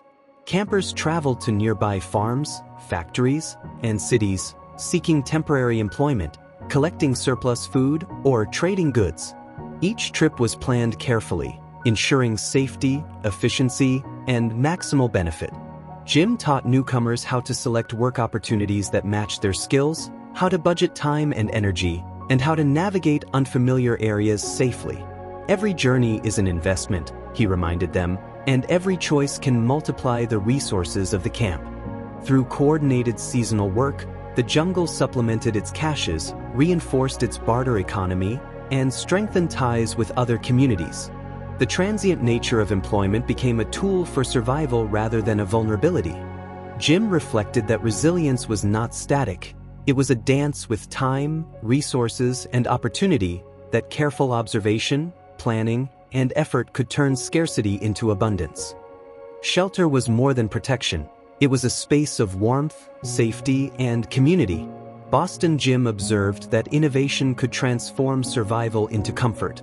Boxcar Willie led the camp in experimenting with new materials and designs.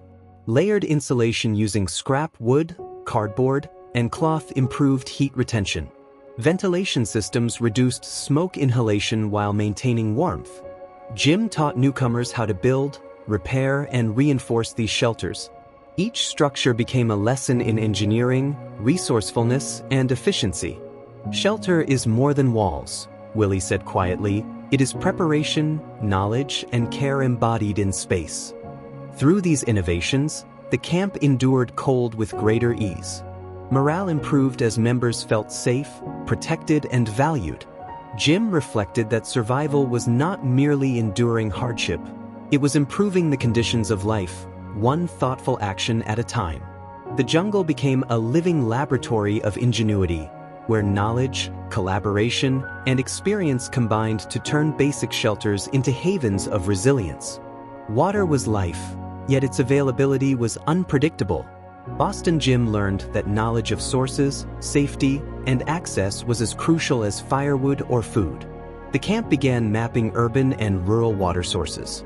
Wells, pumps, streams, and cisterns were recorded mentally, noting quality, accessibility, and safety. Contamination risks were carefully assessed. Jim taught newcomers to filter, boil, and store water effectively. He emphasized respecting each source, using it wisely, and sharing knowledge of safe access. Water is fragile, he reminded them quietly, and scarcity teaches us patience, planning, and care. Each drop must be honored. Through careful mapping and shared vigilance, the camp maintained a reliable supply. Emergencies were minimized, and confidence in survival grew. Jim reflected that survival was a balance of observation, foresight, and disciplined action. Knowledge turned uncertainty into security, and planning transformed scarcity into sustainability. Health was not just a matter of luck. It was cultivated through knowledge, vigilance, and practice. Boston Jim observed that teaching was as vital as treatment. Clara and the medic team initiated health education sessions. Campers learned about personal hygiene, nutrition, sanitation, and disease prevention. Simple practices, washing hands, purifying water, proper waste disposal, became routine. Jim assisted in instructing newcomers, demonstrating correct techniques, explaining why each measure mattered, and fostering habits that would protect the entire community. Knowledge is protection, Clara reminded them softly. It is the barrier between illness and survival. Through these educational programs, the jungle became more resilient. Preventable sicknesses decreased, morale improved, and every camper understood their role in maintaining collective well-being. Jim reflected that survival was a shared responsibility, that teaching and learning were as critical as any material preparation, and that wisdom, passed carefully from one to another, became a living shield against danger. Fire was both lifeline and threat. Boston Jim understood that careless flames could destroy more than warmth. They could erase months of preparation. The camp implemented strict fire safety measures. Controlled hearths, safe stove placements, and constant supervision became standard. Fire drills taught campers how to react calmly to accidental sparks or uncontrolled flames.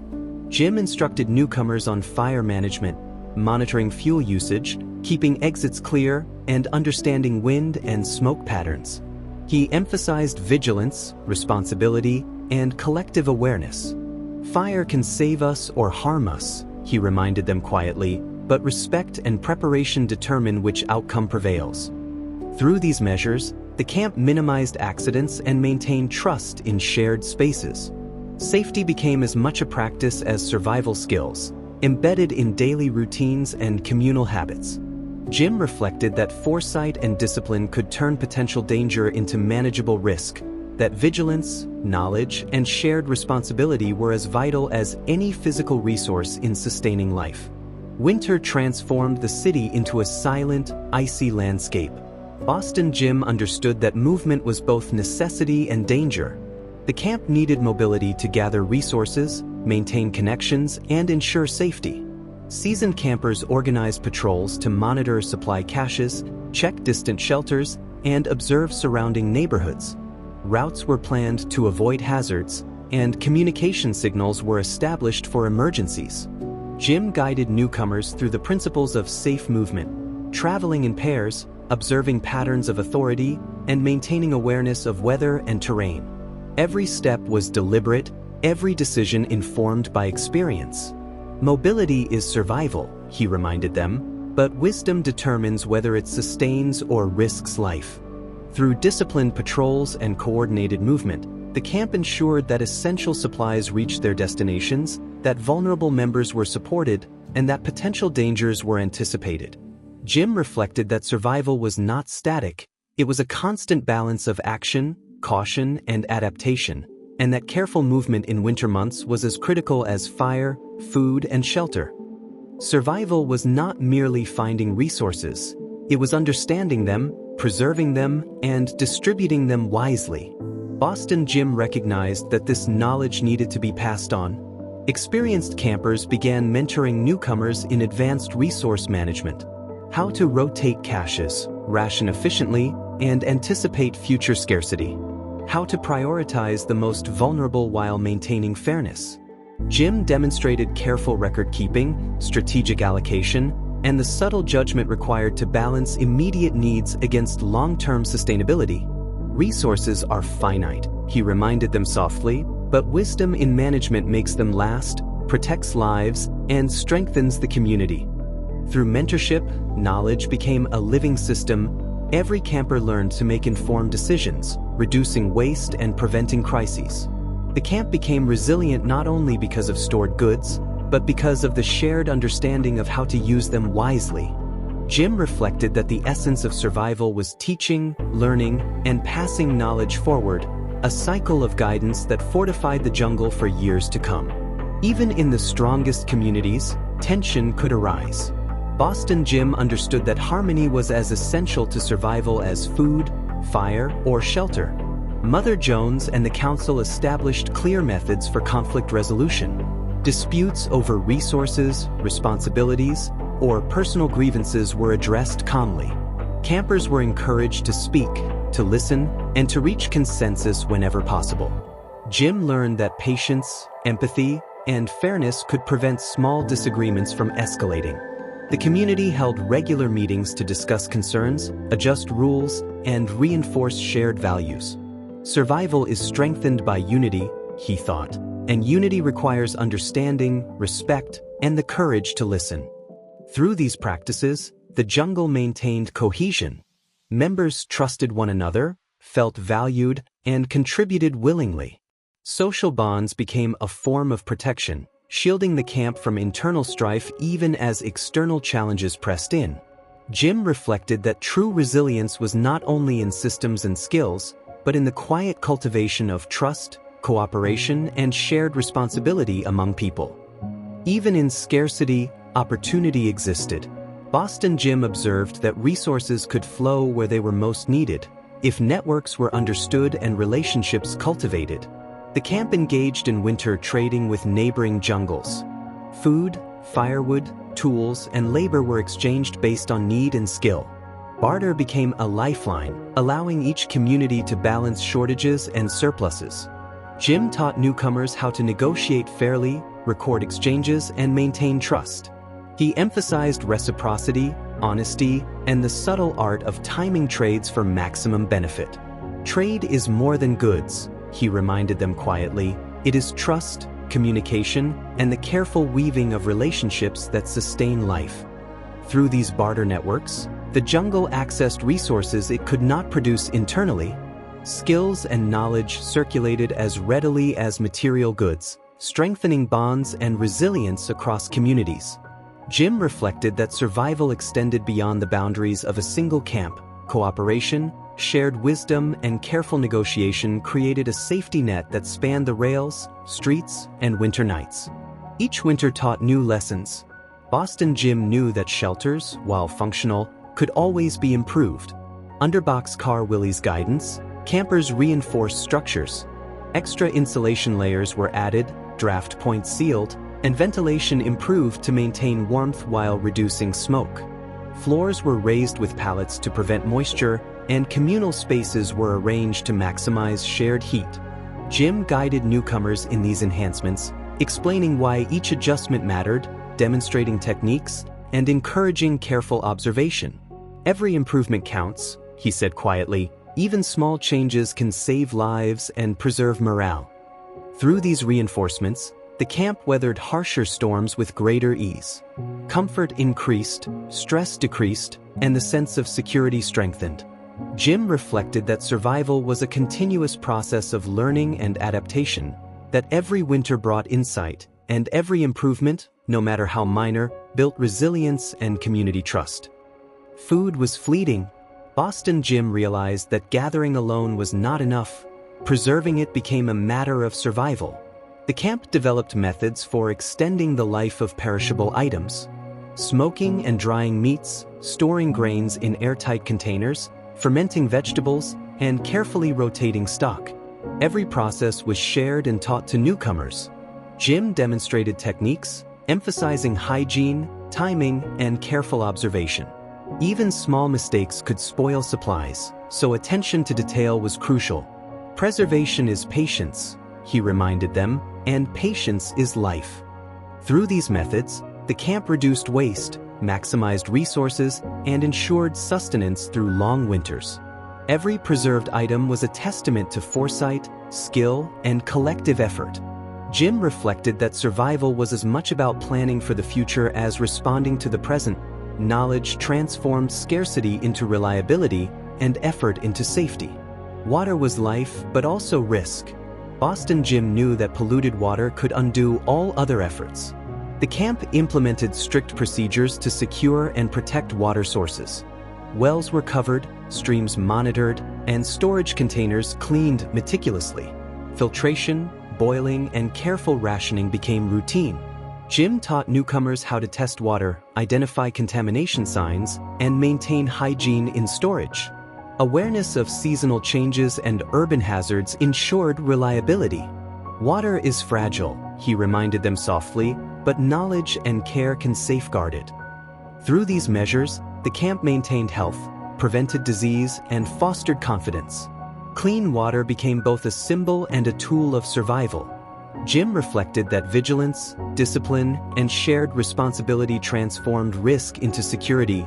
Survival depended as much on attention to unseen threats as on visible resources. Survival was not merely reaction, it was foresight. Boston Jim realized that understanding the cycles of seasons and human activity could shape outcomes. The camp began planning months ahead, anticipating food shortages, harsh weather, and periods of increased travel or work opportunity. Stockpiles were adjusted, patrols scheduled, and mentorship programs aligned with upcoming challenges.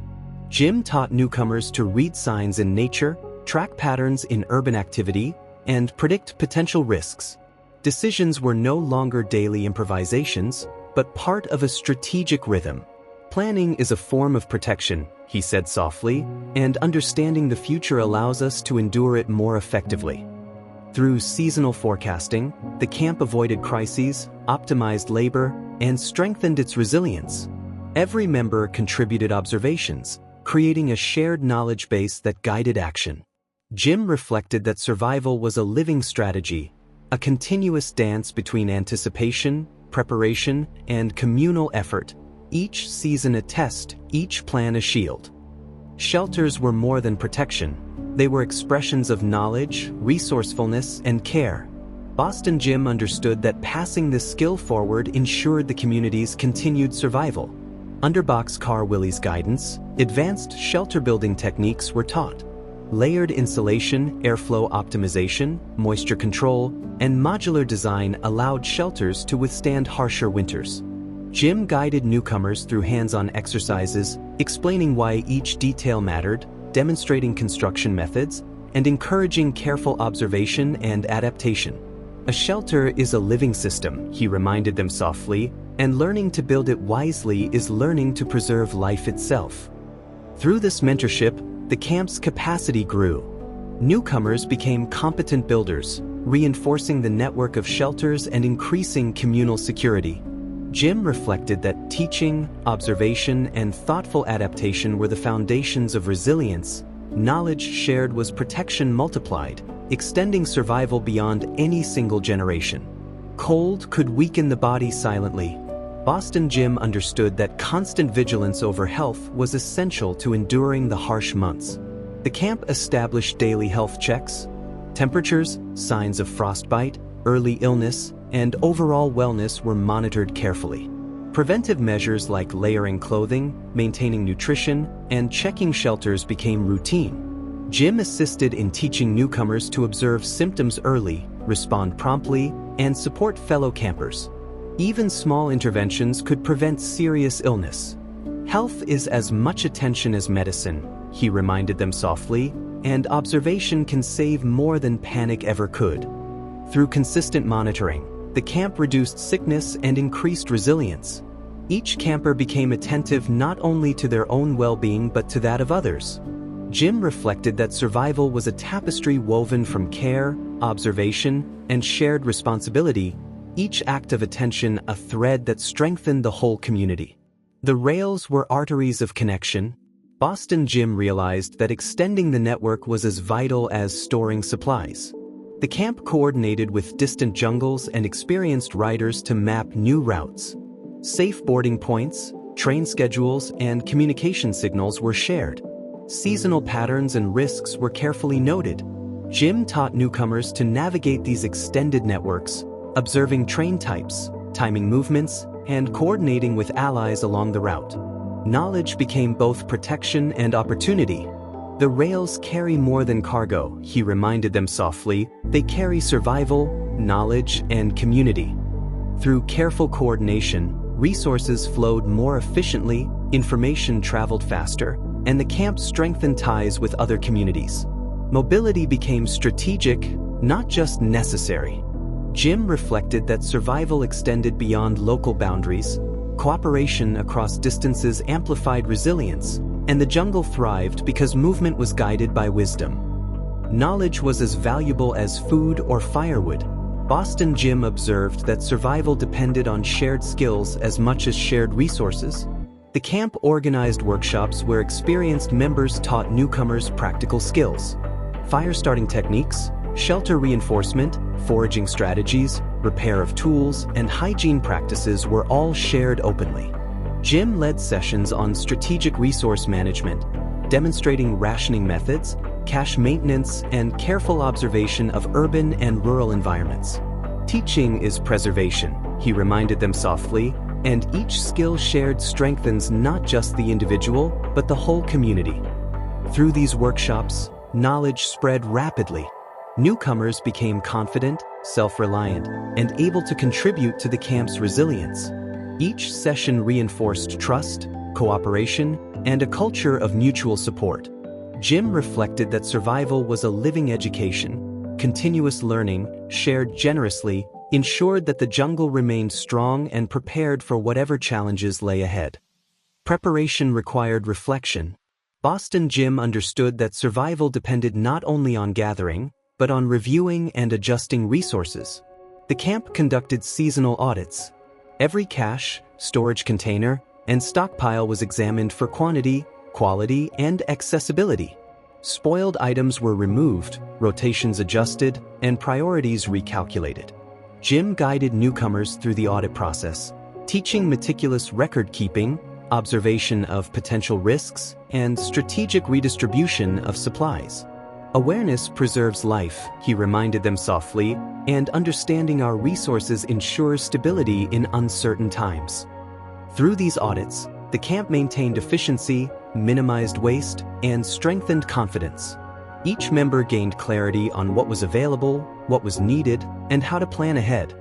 Jim reflected that survival was a cycle of action and reflection, careful observation turning effort into security, and foresight into a shield against hardship. Even amidst scarcity, joy and connection sustained the spirit. Boston Jim understood that survival included not just body, but heart and mind. The camp organized modest winter celebrations, gatherings around fires, shared meals, music, and storytelling. Every member contributed what they could: songs, tales, handmade decorations, or small tokens of care. Jim guided newcomers to participate, emphasizing the importance of morale, gratitude, and communal bonds. Laughter echoed softly, warming both body and soul.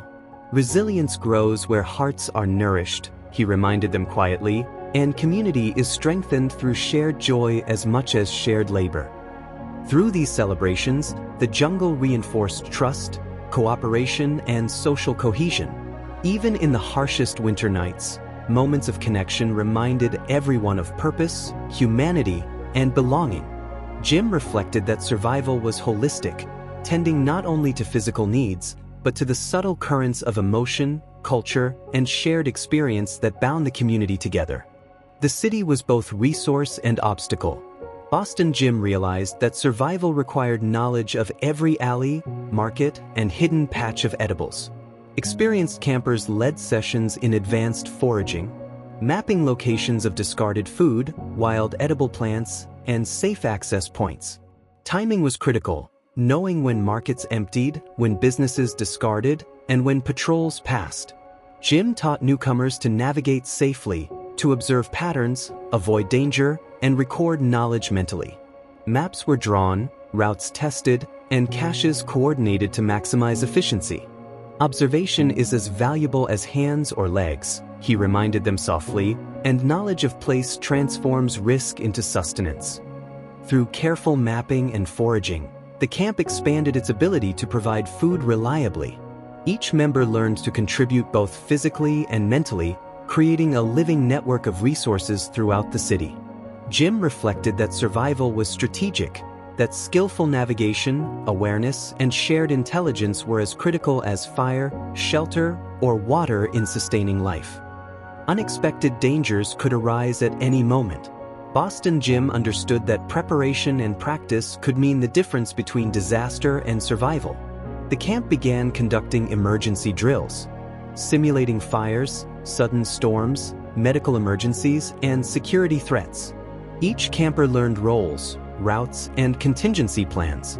Communication signals were practiced, and response times evaluated. Jim taught newcomers to remain calm, assess situations, and act decisively. Emphasis was placed on cooperation, clarity, and minimizing risk while protecting others. Preparation is a shield, he reminded them softly, and rehearsal makes instinct and wisdom one. Through these drills, the jungle became more resilient. Members moved with confidence during crises, mistakes were minimized, and collective trust strengthened.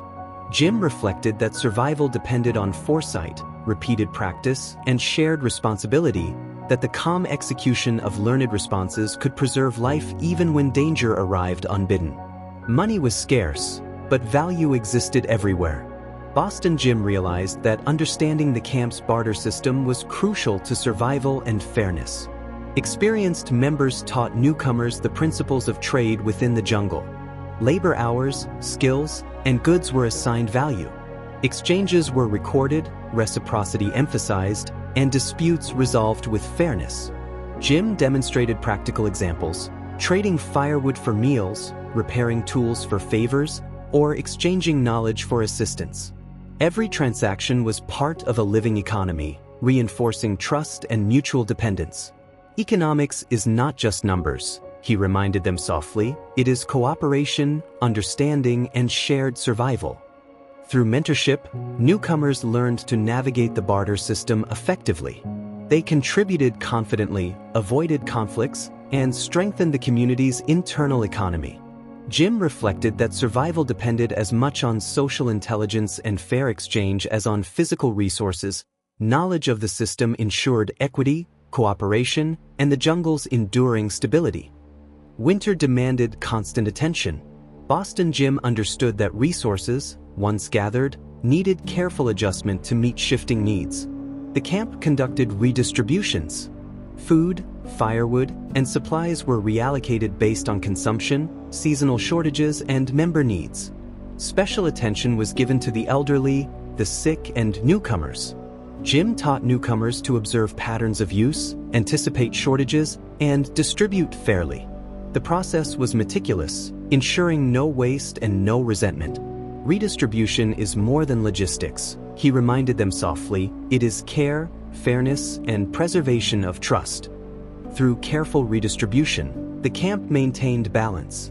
Confidence grew, morale remained steady, and every member understood their role in sustaining the community. Jim reflected that survival required flexibility, adapting to circumstances while holding fast to fairness and shared responsibility, every act of planning a thread in the fabric of collective resilience. Years of winters taught lessons only experience could reveal. Boston Jim knew that shelters, while built strong, required constant care. The camp implemented advanced maintenance routines, inspecting structures for leaks, reinforcing worn insulation, clearing ventilation channels, and repairing structural weaknesses. Modular designs allowed quick adjustments, and communal efforts ensured efficiency. Jim guided newcomers in these routines, emphasizing observation, careful repair, and preventive measures. Each improvement reduced risk and enhanced comfort. Maintenance is as vital as construction, he reminded them softly, and vigilance preserves life as surely as skill builds it. Through disciplined upkeep, the camp remained secure against harsher winters. Confidence in shelters strengthened morale, and the community thrived through foresight and shared labor. Jim reflected that survival was a continuous cycle of building, learning, and refining. Every small act of attention and care contributed to the enduring stability of the jungle. Knowledge, like food, needed preservation. Boston Jim understood that skills, once learned, should not be lost with time or changing members. The camp began creating community skill libraries. Experienced members documented techniques for shelter building, foraging, fire management, hygiene, and trade. Mental maps, notes, and practical demonstrations were organized for easy reference. Jim guided newcomers in accessing and contributing to these libraries, encouraging observation, note-taking, and hands-on practice.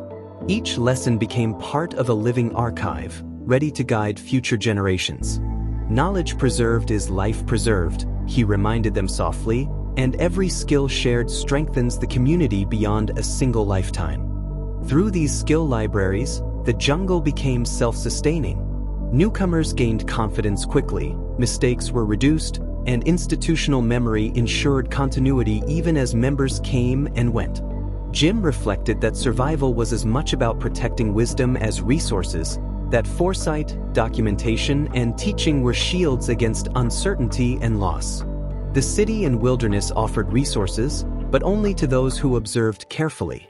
Boston Jim realized that foraging could be refined, planned, and optimized. Experienced campers mapped seasonal patterns of edible plants, discarded food availability, and urban foraging opportunities. Routes were adjusted for safety, efficiency, and yield. Risky areas were avoided, and caches were coordinated to reduce exposure. Jim taught newcomers to anticipate changes in supply, to track what areas provided the best returns, and to observe subtle signs in nature and human activity. Each foraging expedition became both a lesson and a contribution to the community. Efficiency is survival, he reminded them softly, and observation transforms effort into sustenance. Through seasonal optimization, the camp ensured a steadier supply of food. Every member learned to contribute intelligently, reducing waste and increasing resilience. Jim reflected that survival was both practical and strategic, that careful observation, planning, and knowledge sharing made scarcity manageable and life sustainable. Cold and isolation made illness particularly dangerous. Boston Jim understood that preparation and knowledge could save lives. The camp strengthened medical preparedness, stocking essential medicines, maintaining clean facilities, and training members in basic first aid and early symptom detection. Quarantines were planned for contagious cases, and hygiene routines were strictly enforced. Jim guided newcomers through procedures, demonstrating how to monitor health, treat minor injuries, and recognize warning signs before they became crises. Every action emphasized calm, care, and precision. Preparation is protection, he reminded them softly, and knowledge is the most reliable medicine. Through these measures, the jungle minimized illness and injury during harsh winters. Confidence in care increased morale, and members felt supported in both body and spirit. Jim reflected that survival was holistic. Physical readiness, medical knowledge, and communal vigilance combined to sustain life when nature and circumstance tested them most severely. Connections across distances became lifelines. Boston Jim understood that information could be as vital as food or shelter. The camp expanded its communication networks. Messages, signals, and agreed-upon codes were shared with distant jungles and trusted allies. Travel routes were coordinated, supplies anticipated, and warnings disseminated quickly. Jim taught newcomers to use signals effectively, from subtle marks on posts to carefully timed movements and verbal codes. Accuracy, discretion, and trust were emphasized. Information is survival, he reminded them softly, and timely knowledge can prevent danger before it arrives. Through these networks, the camp gained foresight, strengthened alliances, and improved efficiency. Every member understood their role in maintaining these vital lines. Jim reflected that survival extended beyond the immediate camp.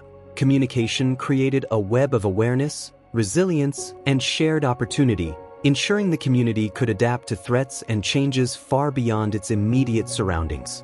Experience revealed weaknesses, but also opportunities. Boston Jim knew that shelters could evolve with each season. The camp experimented with winter shelter innovations. Adjustable ventilation to manage smoke and warmth, modular insulation layers for varying temperatures, and communal heating spaces designed for efficiency. Lessons from past winters were incorporated into every design. Jim taught newcomers to adapt structures, to notice drafts, reinforce weak points, and improvise with available materials. Observation, experimentation, and collaboration guided every improvement. Innovation preserves life, he reminded them softly, and every small adjustment strengthens the community against hardship. Through these innovations, the camp endured harsher conditions with greater comfort and safety. Confidence and morale improved, and members took pride in their resilient homes. Jim reflected that survival was a continuous cycle of learning, adaptation, and refinement, each improvement a silent testament to experience, ingenuity, and shared effort. Trade was more than exchange. It was trust, knowledge, and strategy. Boston Jim understood that improving the barter system strengthened survival. The camp refined its barter networks. Standardized labor values, clearer tracking of exchanges, and scheduled trade meetings with neighboring jungles. Efficiency, fairness, and transparency became guiding principles. Jim taught newcomers to navigate the system, how to value skills accurately, negotiate respectfully, and contribute to mutual prosperity. Each transaction reinforced social bonds and trust. Economy is community, he reminded them softly, and careful trade sustains both life and relationships. Through these optimizations, the camp minimized disputes, maximized resources, and ensured equitable distribution. Every member understood the importance of honesty and participation. Jim reflected that survival depended as much on social intelligence and careful planning as on physical resources. An organized system of exchange transformed scarcity into stability. Safety was a quiet, constant responsibility. Boston Jim understood that vigilance could prevent danger before it arrived. The camp organized winter patrols. Members were assigned to monitor perimeters, check shelters, and observe approaching weather or human threats. Patrol schedules were rotated and communication signals practiced. Jim taught newcomers the importance of observation, discretion, and reporting. Every patrol emphasized teamwork, careful documentation, and readiness to act without panic. Vigilance protects life, he reminded them softly, and a watchful community preserves itself even in the harshest conditions. Through coordinated patrols, the camp minimized accidents, detected risks early, and maintained a sense of security. Each member learned the balance of awareness and calm. Jim reflected that survival required constant attention, quiet discipline, and shared responsibility, every careful observation and proactive step forming the invisible scaffolding of community resilience. Survival was a legacy, not just a daily struggle. Boston Jim knew that preparing the next generation ensured the jungle's continuity. Experienced members were selected to mentor newcomers, teaching not only skills, but judgment, decision-making, and the ethics of communal life. Leadership was modeled through example, patience, and careful guidance. Jim emphasized observation, empathy, and foresight, showing how to balance individual initiative with collective responsibility. Each new leader learned to anticipate challenges, mediate conflicts, and preserve trust. Leadership is service, he reminded them softly, and guiding others is as much about listening as instructing. Through this mentorship, the camp cultivated capable leaders. Continuity was assured, knowledge preserved, and communal bonds strengthened. Each member understood that survival was shared, and leadership a duty of care. Jim reflected that enduring communities were built not only on skills and resources, but on nurturing capable, thoughtful leaders who could carry the wisdom forward. Scarcity demanded creativity. Boston Jim understood that ingenuity could turn limits into lifelines. The camp experimented with winter resource innovations. efficient firewood stacking, composting organic waste for warmth, repurposing materials for insulation, and rotating supplies to extend shelf life. Each innovation was tested, refined, and shared. Jim guided newcomers in adapting these methods, emphasizing observation, problem-solving, and careful execution. Every adjustment increased efficiency and reduced strain on resources. Ingenuity is survival, he reminded them softly, and small improvements ripple through the community to strengthen everyone. Through these innovations, the camp maintained stability despite harsher conditions. Confidence, morale, and resourcefulness grew. Each member contributed to a culture of adaptation and foresight. Jim reflected that survival was not merely endurance, but the continuous application of creativity, knowledge, and cooperation, every small solution a quiet triumph against adversity. Emergencies rarely arrived politely. Boston Jim understood that preparation and practice could prevent tragedy. The camp conducted winter medical drills, simulating frostbite, hypothermia, injuries, and sudden illness. Members practiced rapid response, triage, and safe transport to medical care areas. Communication signals and coordination were refined during each drill. Jim taught newcomers to stay calm, observe carefully, and act decisively, emphasizing teamwork, foresight, and empathy in every situation. Preparedness saves life, he reminded them softly, and repeated practice makes instinct and knowledge inseparable. Through these drills, the camp minimized the impact of medical emergencies. Confidence grew, mistakes decreased, and every member knew their role in protecting one another. Jim reflected that survival was a blend of vigilance, skill, and shared responsibility, that rehearsed knowledge could transform danger into manageable challenge, even in the coldest months. Food was life, and preserving it was an art. Boston Jim understood that careful preparation could bridge scarcity and abundance.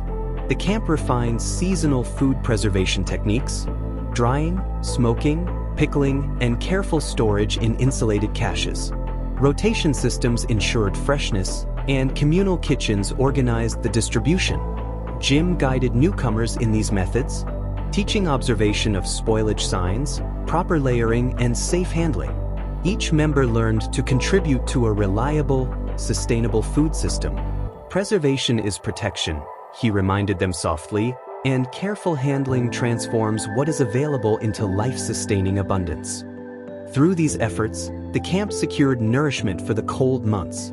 Confidence in supplies reduced stress, strengthened morale, and reinforced the communal spirit.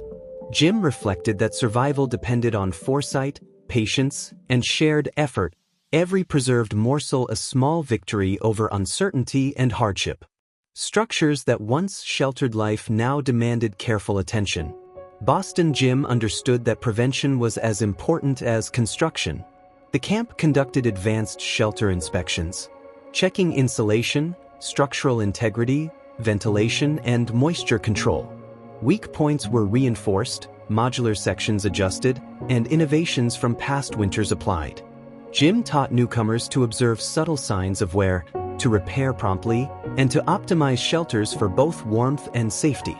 Every inspection became an opportunity to reinforce knowledge and community care. Attention preserves life, he reminded them softly, and vigilance in small details can prevent great hardship. Through these inspections, the camp strengthened its defenses against the cold.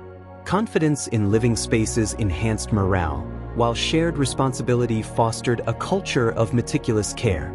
Jim reflected that survival was continuous, a cycle of building, observing, repairing, and improving, every careful action a thread in the fabric of communal resilience. Paths once familiar now demanded constant attention. Boston Jim understood that efficiency and safety were intertwined. The camp refined its foraging routes, tracking seasonal changes, human activity, and resource availability. Safe pathways were established, avoiding hazards and maximizing yields. Jim taught newcomers to observe subtle signs, where edible plants thrived, where discarded food accumulated, and which alleys were safest. Each journey was both practical and educational. Observation and planning preserve life, he reminded them softly, and foresight turns routine steps into reliable survival. Through these refinements, the camp reduced risk, increased food security, and ensured that every member could contribute to communal sustenance. Jim reflected that survival was a dynamic practice, adapting continuously to nature, city, and circumstance, each step carefully measured, each path a thread in the web of life. Leadership required collaboration. Boston Jim knew that decisions were stronger when shared. The camp held regular councils, discussing resource allocation, emergencies, and innovations. Every member had a voice, and decisions balanced fairness with practicality. Jim guided newcomers in contributing thoughtfully, listening carefully, and respecting collective wisdom. Community thrives on dialogue, he reminded them softly, and every voice strengthens the whole. Through councils, trust deepened, planning improved, and the jungle functioned smoothly. Survival was no longer just instinct, but shared strategy and foresight. Stories warmed hearts as much as fires warmed bodies. Boston Jim knew that morale was essential for resilience. The camp gathered for nightly storytelling, tales of past journeys, lessons learned, and imagined adventures. Music, humor, and gentle rituals lifted spirits. Jim encouraged newcomers to share, listen, and reflect, teaching that emotional endurance was as vital as physical survival. Hope is sustenance, he reminded them softly, and shared stories light even the darkest nights. Through storytelling, bonds strengthened, anxiety eased, and the community embraced its shared humanity. Seasons shifted, and survival required adaptation. Boston Jim understood the rhythm of life was continuous. The camp prepared for spring, reviewing supplies, repairing shelters, scouting new foraging areas, and updating records.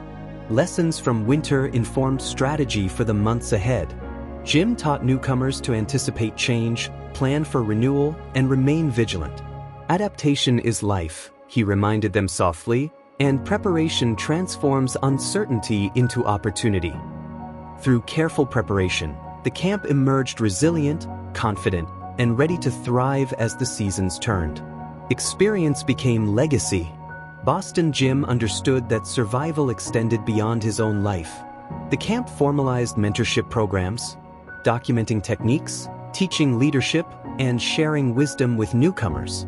Knowledge was preserved, accessible, and living. Jim emphasized patience, attention, and care, ensuring every lesson was understood and applied.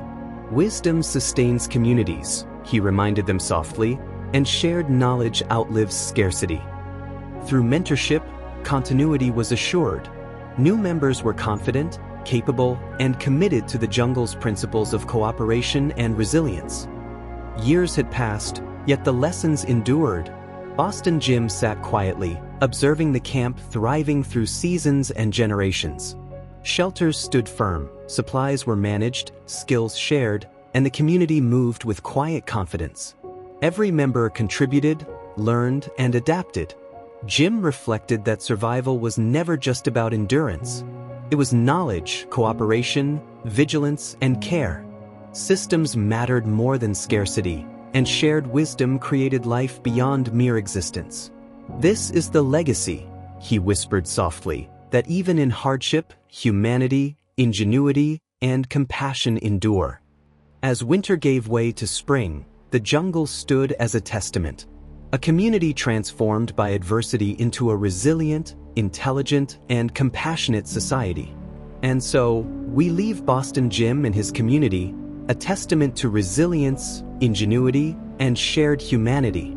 Through hardship, they learned, adapted, and thrived, transforming scarcity into cooperation and despair into wisdom. As you drift gently through the night, remember that survival is not just endurance, but observation, planning, kindness, and the quiet strength of community.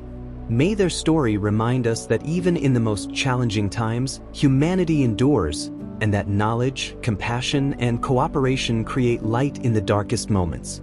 Thank you for joining this journey through the lives of those who endured, adapted, and thrived during the Great Depression. If you found this story inspiring, consider liking this video, leaving a calm comment about what fascinated you most, and subscribing for more journeys through history, softly, slowly, and peacefully.